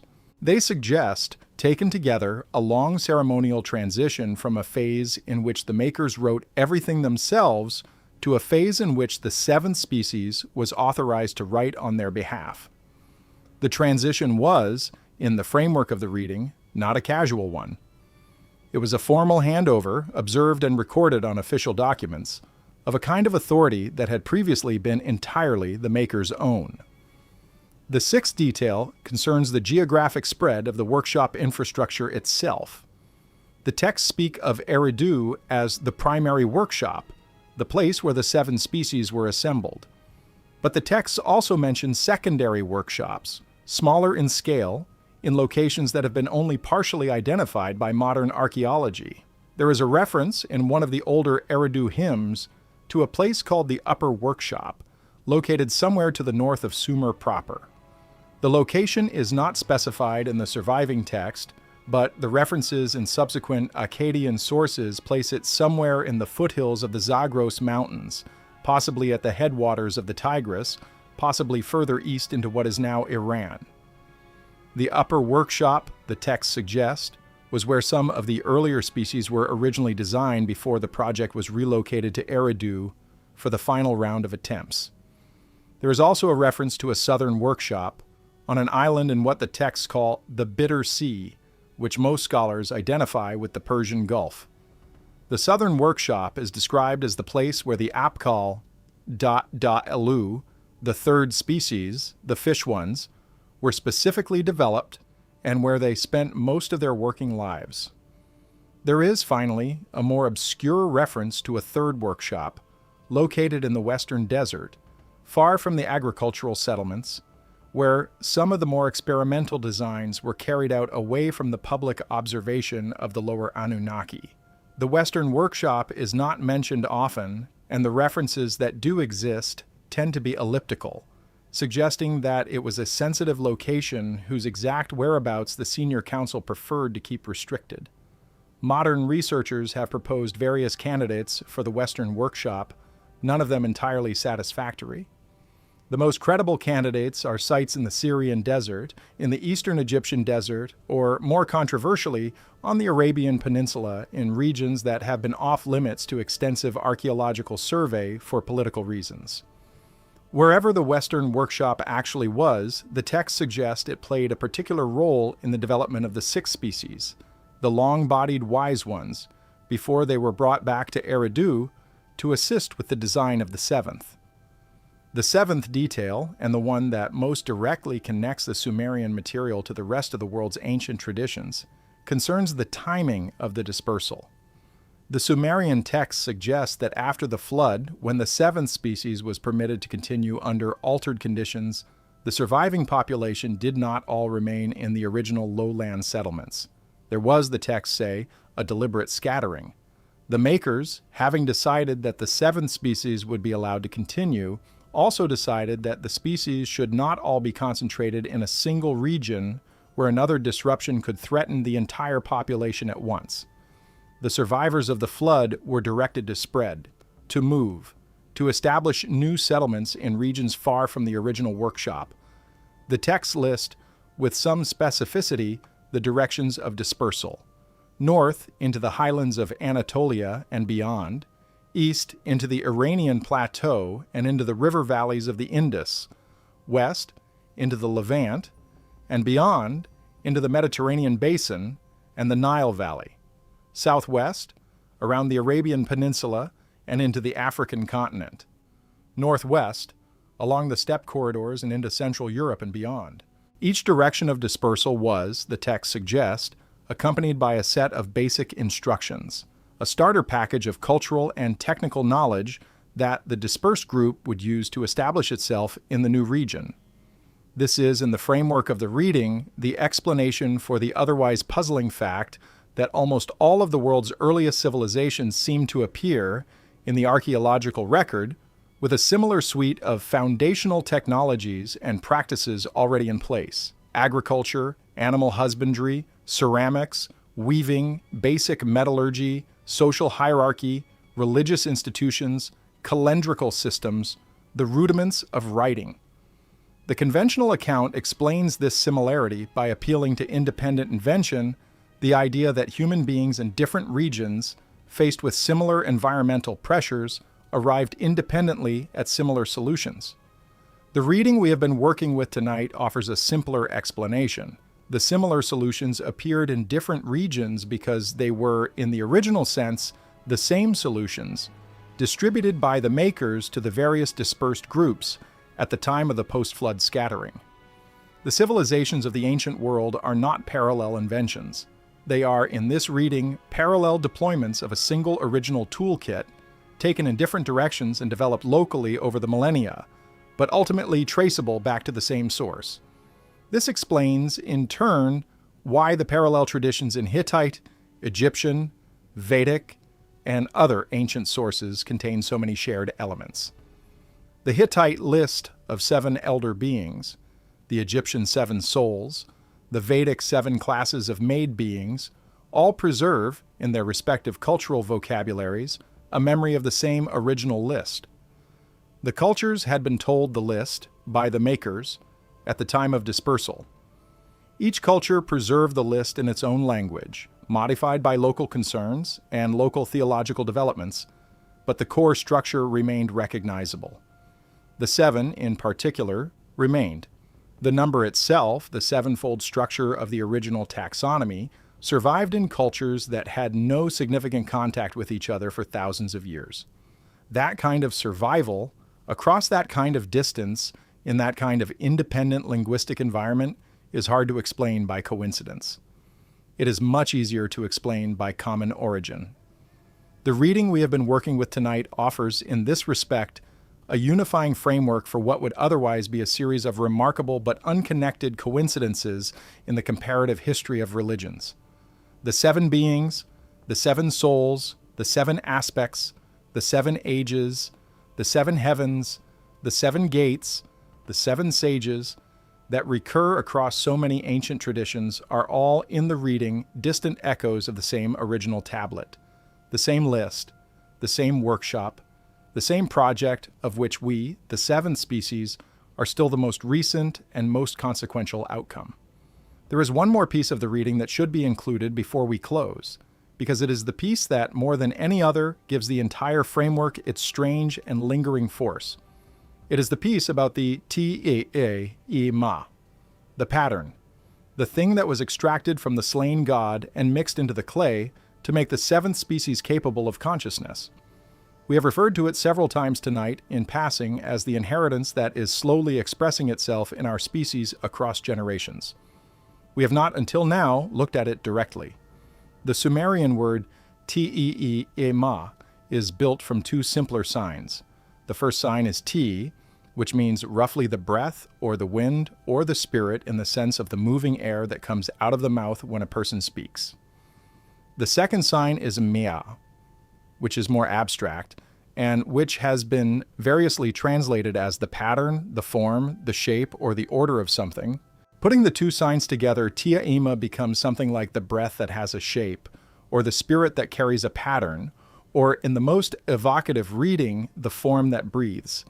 It is a difficult word to translate cleanly into English because English does not really have a single word for what Te'ema describes. It is not exactly the soul in the Christian sense. It is not exactly the mind in the modern psychological sense. It is not exactly the personality in the everyday sense. It is something more specific. It is the structured pattern of being a particular conscious entity, the pattern that makes one self distinct from another self, the pattern that holds together over time, even as the body changes around it. The pattern that, when extracted from the entity that originally hosted it, can in principle be transferred to another substrate. That is the technical operation the Sumerian texts describe. The extraction of the T.N.E.M.A, of one being and its insertion into another being. The makers, in the workshop at Eridu, performed this operation on the slain god. They took his T.N.E.M.A. They mixed it with the clay. The clay, with the T.N.E.M.A in it, then proceeded to behave like a conscious being. Not because the clay itself had become conscious, but because the T.A.E.M.A, the pattern, was now operating through the clay. The clay was the substrate. The T.E.M.A was the program. The seventh species was the result of running the program of the slain god on the substrate of the river clay. This is, the reading suggests, why the seventh species behaves the way it does. Why we have the specific traits we have in the specific combinations we have them. The T.E.M.A of the slain god was, by all available evidence in the texts, a particular kind of consciousness with a particular set of characteristics. He was, the texts say, a being who valued his own continued existence very strongly. He was a being who, in the Atrahasis epic, is described as having petitioned the council against his own death, having argued for his life, having objected to being chosen as the sacrifice. He was, in short, a being who really did not want to die. And his pattern, the Tiama that was extracted from him, carried that intense unwillingness to die forward into the new substrate. The texts go further than this, in certain passages that the conventional translations have tended to soften or to pass over quickly. There are lines in the Atrahasis epic and in the Eridu hymn that supplements it that describe the T.N.E.M.A not as a passive inheritance, but as an active presence within the seven species. The pattern, the texts say, listens. The pattern remembers. The pattern, on certain rare occasions, surfaces in individual members of the seven species in ways that the carriers themselves cannot fully account for. Moments of unusual clarity, moments of unaccountable grief, moments of recognition, when a person looks at something they have never seen before and feels, with a certainty they cannot justify, that they have somehow seen it before. The Sumerians attributed these moments to the Tiama asserting itself briefly through the substrate, the slain god remembering for a moment what he had been, the pattern catching for a moment on something in the present that resembled something in the original. These moments were considered, by the priests of Eridu, to be sacred. They were not to be analyzed away. They were to be respected. They were, in the framework the priests worked within, the closest most members of the seven species would ever come to direct contact with the consciousness that gave us our consciousness in the first place. This is the piece, the reading says, that explains the seventh species' otherwise puzzling characteristics, our extraordinary fear of death, far in excess of the fear that other animals show, our cultural obsession with mortality, with afterlives, with legacies, with leaving something behind us, with being remembered, our medical determination to extend life at almost any cost, our religious determination to deny that death is final, our philosophical determination to find some kind of consolation, some kind of escape, some kind of workaround that will let us somehow not actually have to die. None of these characteristics, the reading argues, can be entirely explained by ordinary evolutionary biology. Evolutionary biology produces creatures that flee predators. It does not, on the whole, produce creatures that compose elegies. It does not produce creatures that build pyramids over the bodies of their dead. It does not produce creatures that spend their entire intellectual lives wrestling with the fact of their own mortality. Those things are excessive, those things are out of proportion to ordinary survival pressures. The reading says they are out of proportion because they do not come from ordinary survival pressures. They come from the Te-Ima. They come from the pattern of a being who was killed against his will to provide the consciousness for our species, and whose unwillingness to die has been the underlying note in our consciousness for as long as our consciousness has existed. We are, in this reading, haunted by the slain god's last refusal. We carry, in the deepest layer of our being, his protest against his own death. And every time one of us, faced with our own death, refuses to accept it, refuses to lie down quietly, refuses to stop trying, refuses to give up. That is, in the framework of the reading, the slain God speaking through us, the pattern asserting itself, the Te-Ima performing the same protest it performed in the workshop chamber 4,000 years ago, before the makers cut it free of its original body and set it loose in ours. This is, the reading suggests, also why we have the particular relationship we have with the makers. Why our oldest religions are so consistently about beings above us who hold our fate in their hands.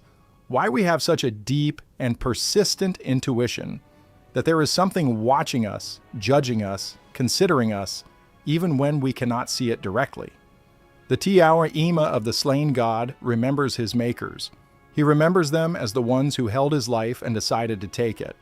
The pattern carries that memory forward.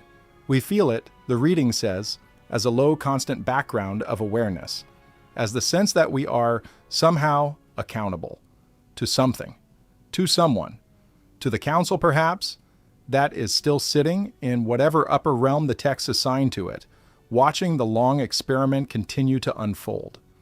We do not always identify the feeling correctly. We give it different names in different cultures, but the feeling is consistent across all of them. The feeling that we are, at the deepest level, not our own, that we belong in some way we cannot quite articulate to whoever made us. The feeling that we are, in the language of the contemporary mystics and the language of the ancient prophets, and the language of the Sumerian temple priests, on a list. This is the part of the reading that, in the end, is hardest to argue with from outside the framework, because the feeling is, demonstrably, present in human cultures across the entire world, in every period that we have evidence for, in every context where humans have left records of their inner lives. The feeling that we are accountable, the feeling that we are watched, the feeling that there is more to our situation than the surface of things would suggest. The conventional account explains this feeling as a side effect of our evolved cognitive architecture, an overactive agency detection module that sees minds where there are no minds. The reading we have walked through tonight offers a different explanation. The reading says we feel watched because we are watched. The reading says we feel accountable because we are accountable. The reading says the Sumerian texts are not describing a primitive misunderstanding of the world. They are describing the actual structure of the situation we are in the actual vocabulary that the people closest to the events had available to them. Which reading is right cannot be settled by argument. It will be settled, if it is ever settled, by what happens, by whether the makers at some point return in a way that cannot be denied, or by whether we on our own, by the slow operation of the Te-Ima of the slain god, finish the project of becoming whatever it is we are becoming, and step out into whatever comes next on our own terms. The reading does not predict which of these will occur. The reading only describes the framework within which either could be understood, if one or the other did. In the meantime, the texts remain. The fragments remain, the cylinder seals remain, the sealed lower chamber at Eridu remains, the standing stones, the deep places, the high country, the cliff caves, the chambers below the older cities all remain. The previous 6 species, in whatever form they currently exist, remain, and we, the 7th species, the result of the workshop's most successful experiment, the bearer of the slain god's pattern, the subject of the council's continuing observation, also remain. We go on. We do our work. We have our children. We bury our dead. We tell each other stories about where we came from and where we are going.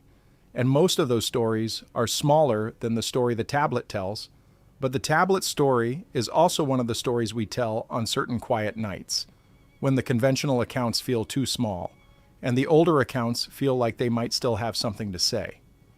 This has been the reading of the 7-entry tablet, the list of species made by the Anunnaki in the workshop at Eridu in the time before history began.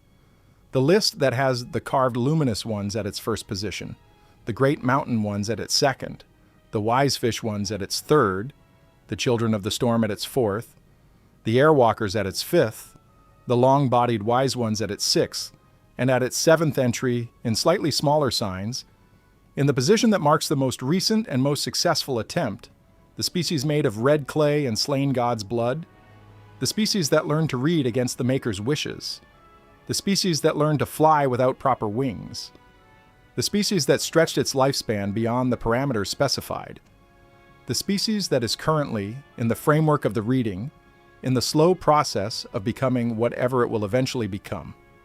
The 7th species, us, Adamu, Lulu, the clay creature, the mixed thing, the 7th entry on a list that has, technically, no upper limit, written by scribes whose own civilization is now dust, in a language that almost died with them, on a tablet that is small and dark and broken at one corner and is, at this very moment, sitting in a museum drawer in the Middle East, where it has been waiting patiently for someone to notice what it actually says.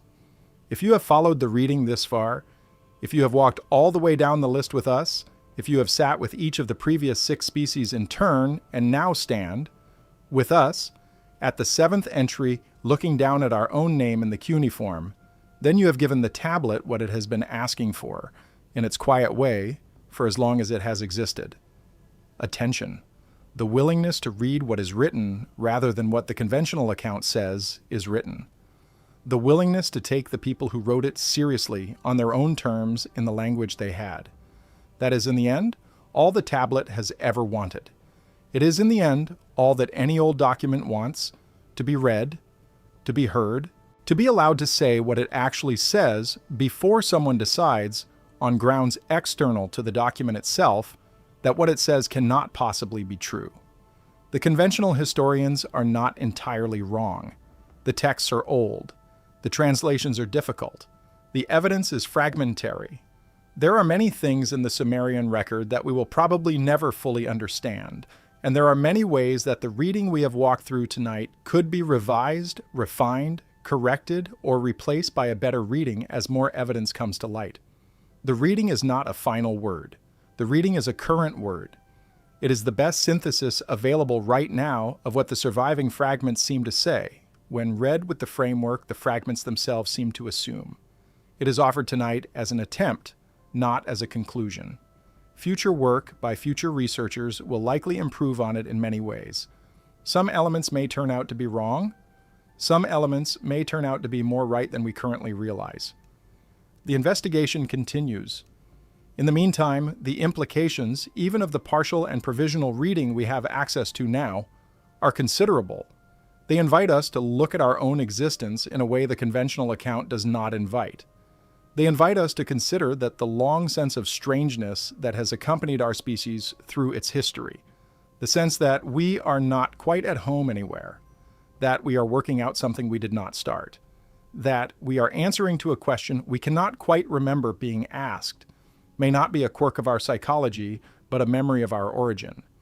They invite us to take seriously the possibility that the older stories, the ones the cultures of the ancient world told over and over, in language after language, with surprising consistency across regions that should have had no contact with each other, were not making things up. They invite us, in short, to take the past seriously as a source of information, rather than as a source of mythology that we have outgrown. This is perhaps the most controversial element of the reading, the simple insistence that the past should be read on its own terms, that the people who lived 4,000 years ago were not stupid, were not credulous, were not making up elaborate fictions to comfort themselves about phenomena they did not understand. That when they wrote down a list of 7 species and described in detail how each was made and what each was for, they were probably writing about something they thought was real, that they may in fact have been right, that the burden of proof in the end is not entirely on the past to demonstrate that it was telling the truth. The burden of proof is also on the present to demonstrate that the past was not. We are not in a position tonight to settle that question definitively. We are only in a position to walk down the list, to sit with each entry, to consider what it would mean if the entries were what the tablet says they were, and to leave the rest to time and to better minds than ours. The tablet has been waiting 4,000 years. It can wait longer. It can wait until someone somewhere, in some future generation that is more willing to listen than ours has been, decides to take it seriously and to do the work that the texts have always been asking us to do, to translate them carefully, to compare them to other surviving sources, to follow the cylinder seal evidence, to examine the sealed chambers that the priests of Eridu sealed for reasons they considered important enough to record on the seals themselves, to, in the simplest possible phrase, read what is written. Until then, the tablet sits in its drawer. The fragments wait in their archive. The list, with its 7 entries and its broken corner and its dark surface, holds the same shape it held when it was first pressed into wet clay by a scribe whose name we do not know and whose city is ruins, the first species. The second species, the third, the fourth, the fifth, the sixth, the seventh, the Lulu, the Adamu, the clay creature, the mixed thing, the species that became, against all the parameters of its design, capable of reading the very text that describes its own making. The species that is doing exactly that right now through every set of eyes that has ever read this far down the list. The species that, in the long view of the tablet, in the long memory of the council in the upper realm, in the long patient watch of the makers who are not gone but only quiet, is currently, slowly, generation by generation, finding out what it is. That finding out is the work of our time. That finding out is the work of all our times. The Sumerians, in their workshop at Eridu, did their part. They wrote down what they had seen. They pressed the cuneiform into the clay before it could dry. They carved the cylinder seals so the procession of the 7 species would be preserved on every official document of their kingdom. They sealed the lower chamber so the 6th species would be remembered without being released. They did, in short, the work of making sure that what they knew would not be entirely lost. The work that has fallen to us is the corresponding work of receiving what they preserved, of reading it slowly, carefully, on its own terms, without forcing it into a framework that was designed for other questions, of letting it say what it actually says, and of considering, with whatever honesty we can muster, whether what it actually says might, after everything, be true. That is the reading. That is the tablet. That is the list. 7 entries, 7 species, 7 attempts at making a creature that could do the work that needed doing on this strange planet under the supervision of the strange beings who were, for a long time, in charge of it. 6 failures, 1 that worked, 1 that is still working, 1 that is perhaps, in the long arc of the slain god's pattern, still becoming. Thank you for walking down the list with us tonight. Thank you for the patience you have brought to the material. Thank you for the willingness to consider, even briefly, that the older accounts may be more accurate than the contemporary culture allows them to be. There is more material in the broader corpus of the Sumerian texts and the cylinder seal record and the parallel traditions in the Hittite and Egyptian and Vedic sources than we have been able to cover in a single sitting. We will return to this material in future readings. We will look more closely at certain entries. We will examine certain sealed chambers in more detail. We will consider in particular what the contemporary research community has been finding in its quiet, careful, ongoing work. There is, in short, more to come. For now, sit with what you have heard. Sit with the list. Hold the 7 entries in your mind, in order, and let them settle.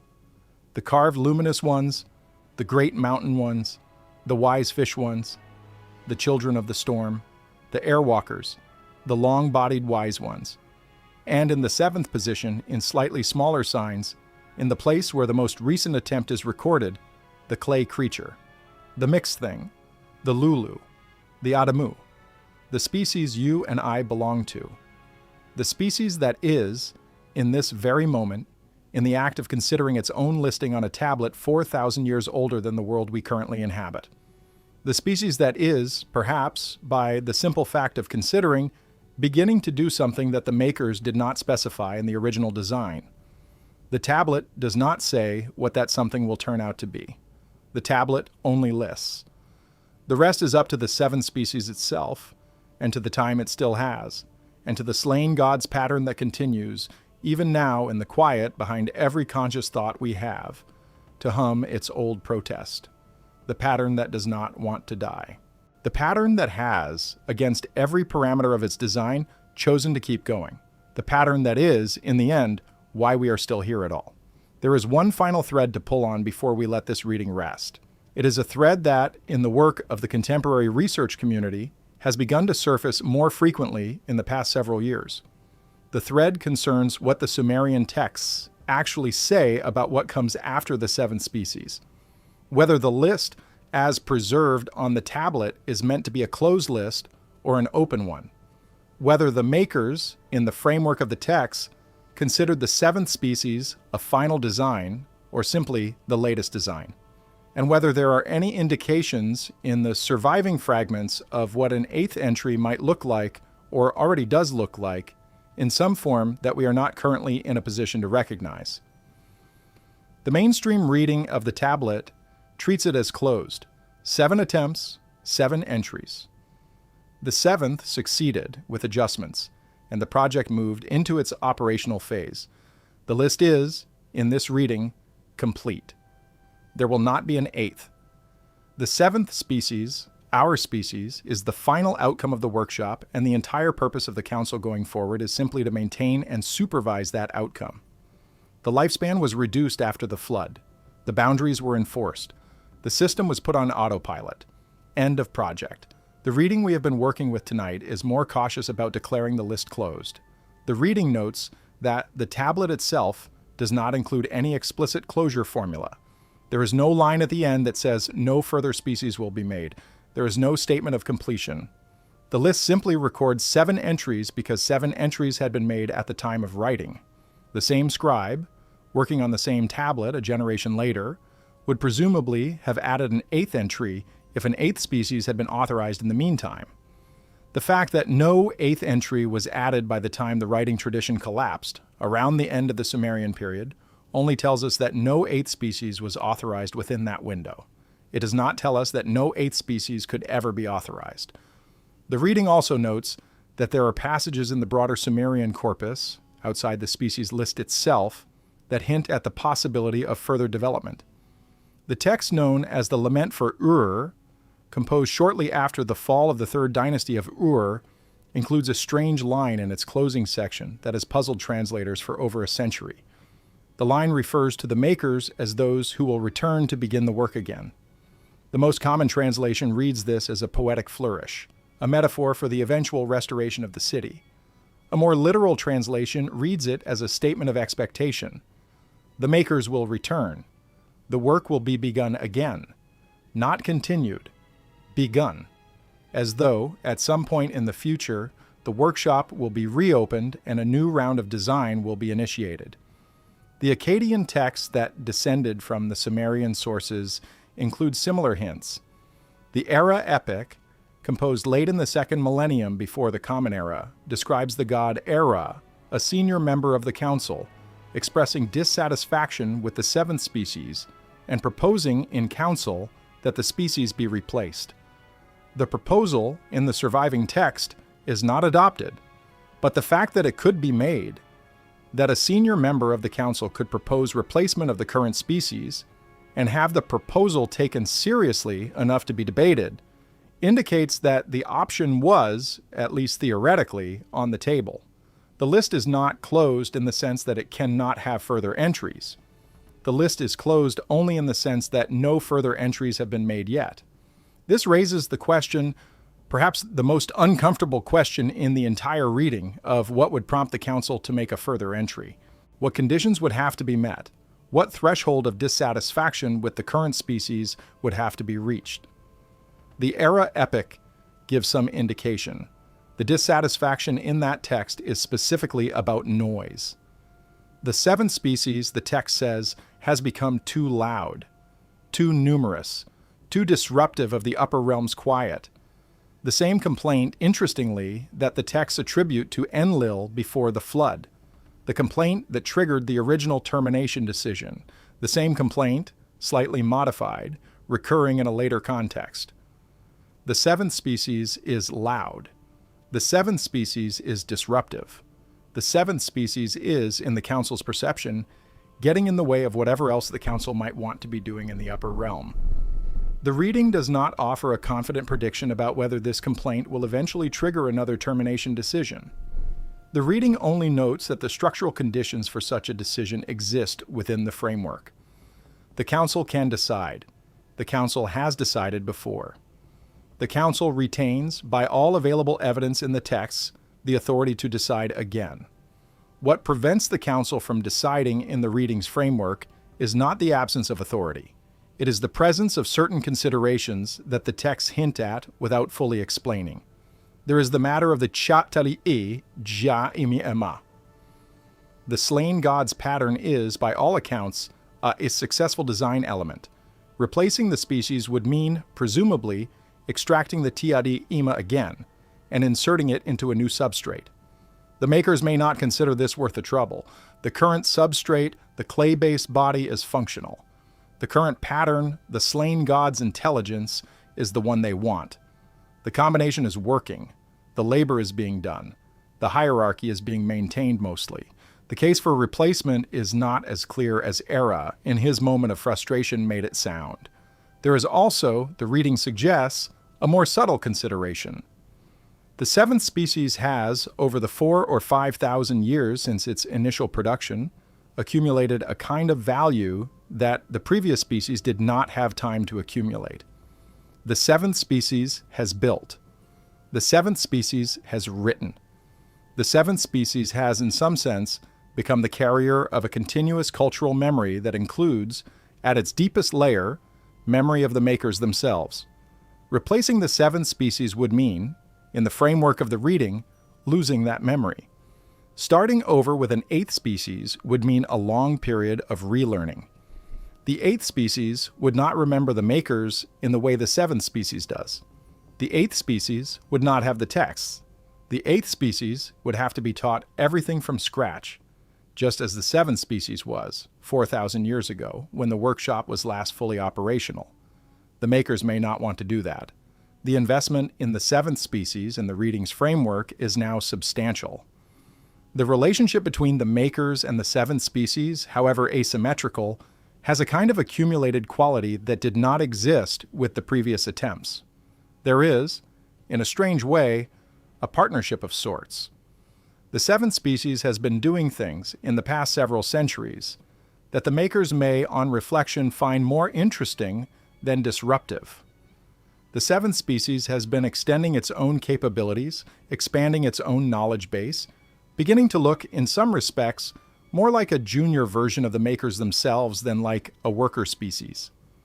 This may not have been the original design intent, but the reading suggests that, in the long view of the Council, it may be a more interesting outcome than the original design intent would have produced. A worker species that becomes a junior partner is, in the long arc of the project, more useful than a worker species that remains a worker species. The makers may, in the end, be glad of how the seventh species has turned out. They may be willing to extend the experiment further, even as it deviates from the original parameters, to see where it goes. Or they may not. The reading does not pretend to know.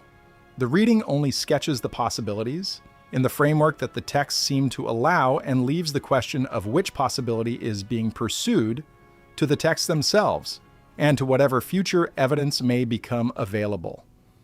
The contemporary research community, the small group of independent scholars who have been working with this material in the patient ways we described earlier, are watching for indications. They are watching the texts, of course. They are watching the cylinder seals and the sealed chambers and the parallel traditions in other ancient sources. But they are also watching, increasingly, the world. They are watching for signs that the Council is or is not active. They are watching for the kinds of phenomena that, in the framework of the reading, would suggest that the makers are present in a way they have not been since the period before the flood. Anomalous events in the upper atmosphere. Anomalous reports from remote regions where the previous species are said to still exist. Anomalous accelerations or decelerations in the slow inheritance of the seventh species itself. The watchers in the contemporary community are watching. They are not, on the whole, expecting anything dramatic. They are simply attending, the way the priests of Eridu attended to the lower chamber, the way the scribes of Nippur attended to the species list, the way the Sumerian culture, at its core, attended to the relationship between the worker species and the makers, with patience and with care and with a willingness to keep watching for as long as the watching was needed. That is perhaps the deepest gift the Sumerian texts offer to a contemporary reader. Not the dramatic claims, not the cosmic implications, not the question of whether there will or will not be an eighth species in some future age. The deepest gift is simply the model of attention, the model of being a culture that takes its own situation seriously enough to write it down, the model of being a people who do not assume their context is well understood and therefore needs no further investigation. The Sumerians wrote things down because they thought the things might matter later. They were correct. The things mattered later. The things have, in some sense, only just begun to matter, 4,000 years after they were first pressed into wet clay. The reading we have walked through tonight is, in the end, an attempt to honor the original act of writing, to say that yes, what you wrote down does still matter. Yes, we are still trying to understand it. Yes, we will continue trying, even as our own civilization moves through whatever phase it is currently moving through, because we recognize, however imperfectly, that the work you began was the kind of work that does not finish in a single generation. The seventh species is, by the reading's framework, the species that has had the longest unbroken span of operation in the workshop's history. None of the previous 6 species ran for as long as we have run. None of them developed as much. None of them, by all available indication, became as much. We are, in the long view of the tablet, the most complete of the maker's attempts, the most elaborated, the most given to producing, on our own, refinements that the original design did not specify. We are in some way that even the makers may not have fully anticipated, the species that is taking over the work of being itself, not by rebellion, not by violence, not by any kind of dramatic break. Just by continuing, generation after generation, to be present, to be aware, to be the conscious site at which the slain god's pattern continues, against the original specifications, against the original parameters, against the original expectations of the council, to want, more than anything else, to keep being. That is the seventh species. That is us. That is what the tablet, with its broken corner and its dark surface and its small, careful cuneiform signs, has been waiting 4,000 years to tell anyone who is willing to listen. 6 attempts, 1 success. Many possibilities for what success will eventually mean. And a long, patient council somewhere in the upper realm, watching the experiment continue, not entirely sure how it will turn out, but no longer in any rush to terminate it. The work is interesting. The species is interesting. The slow inheritance is producing results that the original makers did not foresee. The council, the reading suggests, is content for now to let the experiment run, to see what the 7th species does next, to see what the 8th, if there is to be an 8th, will eventually look like, even if the 8th turns out to be the 7th in a more developed form rather than a separately designed replacement. We will leave the reading there. The fragments are cataloged, the list is preserved. The 7 entries, in their order, are clear. The implications are open for each viewer to consider in whatever way each viewer finds most useful. The contemporary research community will continue its work. The text will continue to be retranslated and refined. The cylinder seals will continue to be examined under closer and closer magnification. The sealed chambers will perhaps eventually be opened by hands more careful than the hands of any conventional excavator. The full picture, if there is to be a full picture, will emerge slowly. It will emerge over the lifetimes of researchers who have not yet been born.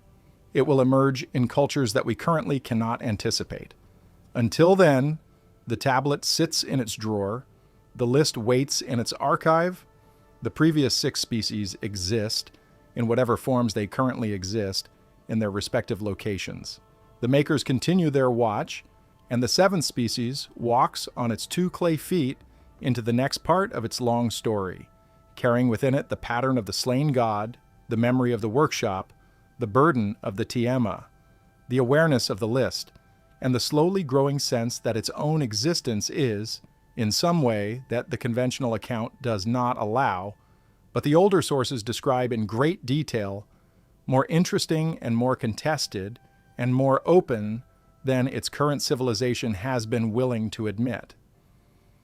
If this reading has resonated with you, if any part of it has matched something you have already, somewhere in yourself, suspected to be true, then take it forward. Sit with it. Compare it to the other readings of the same material that are available to you. Read the original sources in translation where you can find them.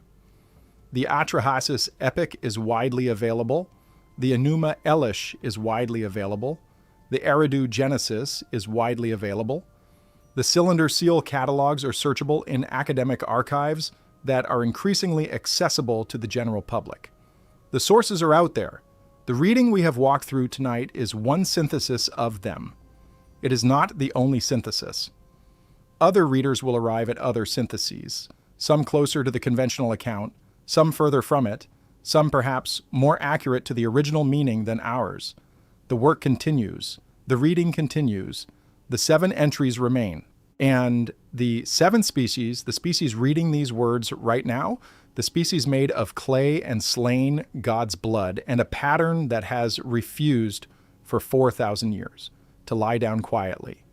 The species that is, in the long arc of the tablet, the most unfinished and the most interesting and the most consequential of all the workshop's attempts, continues to read, continues to consider, continues to be present at this moment, in this conversation, with this text, in the strange and continuing aftermath of the Maker's last great experiment. That, after everything, is the reading, the list, the 7, the tablet, the Makers, the Maid, the slain god, the clay, the flood, the probation, the slow inheritance, the continuing watch, the continuing experiment, the continuing 7th species, the continuing question of what comes next. All of it, held together by a small dark broken piece of fired clay, sitting, this evening, in a museum drawer in the Middle East, waiting for whoever will read it next. Take care of yourselves. Take care of the species. Take care of the long inheritance you carry. Whatever the Makers intended, whatever the Council currently expects, whatever the 8th entry on the list may eventually prove to be, the 7th species is what we have and what we are. We carry the pattern forward. That is, in the end, the only work the slain gods Tusi Inime has ever asked of us. To carry the pattern forward, to keep the project running, to be, against every parameter, against every limitation, against every adjustment the Council has made to keep us in our place, the kind of beings we are still, slowly, after all this time, in the act of becoming. That is the reading of the tablet. That is the list of 7. That is the long story of how the worker species was finally arrived at after 6 earlier attempts by Makers who were patient enough to keep trying and clever enough to eventually get it right. Whether they got it right in the way they originally meant to, or in some other way that even they did not fully foresee, is the open question that the 7th species itself is in the slow operation of its own continuing existence in the process of answering. The answer is not yet complete. The answer is being written every day by every member of the species in every act of remembering and forgetting and trying and failing and becoming. The list is at 7. The work is ongoing. The Makers continue to watch. And the 7th entry, the entry that is still in operation, the entry that contains all of us, walks on into whatever the next part of the long history of this strange and crowded planet will eventually turn out to hold.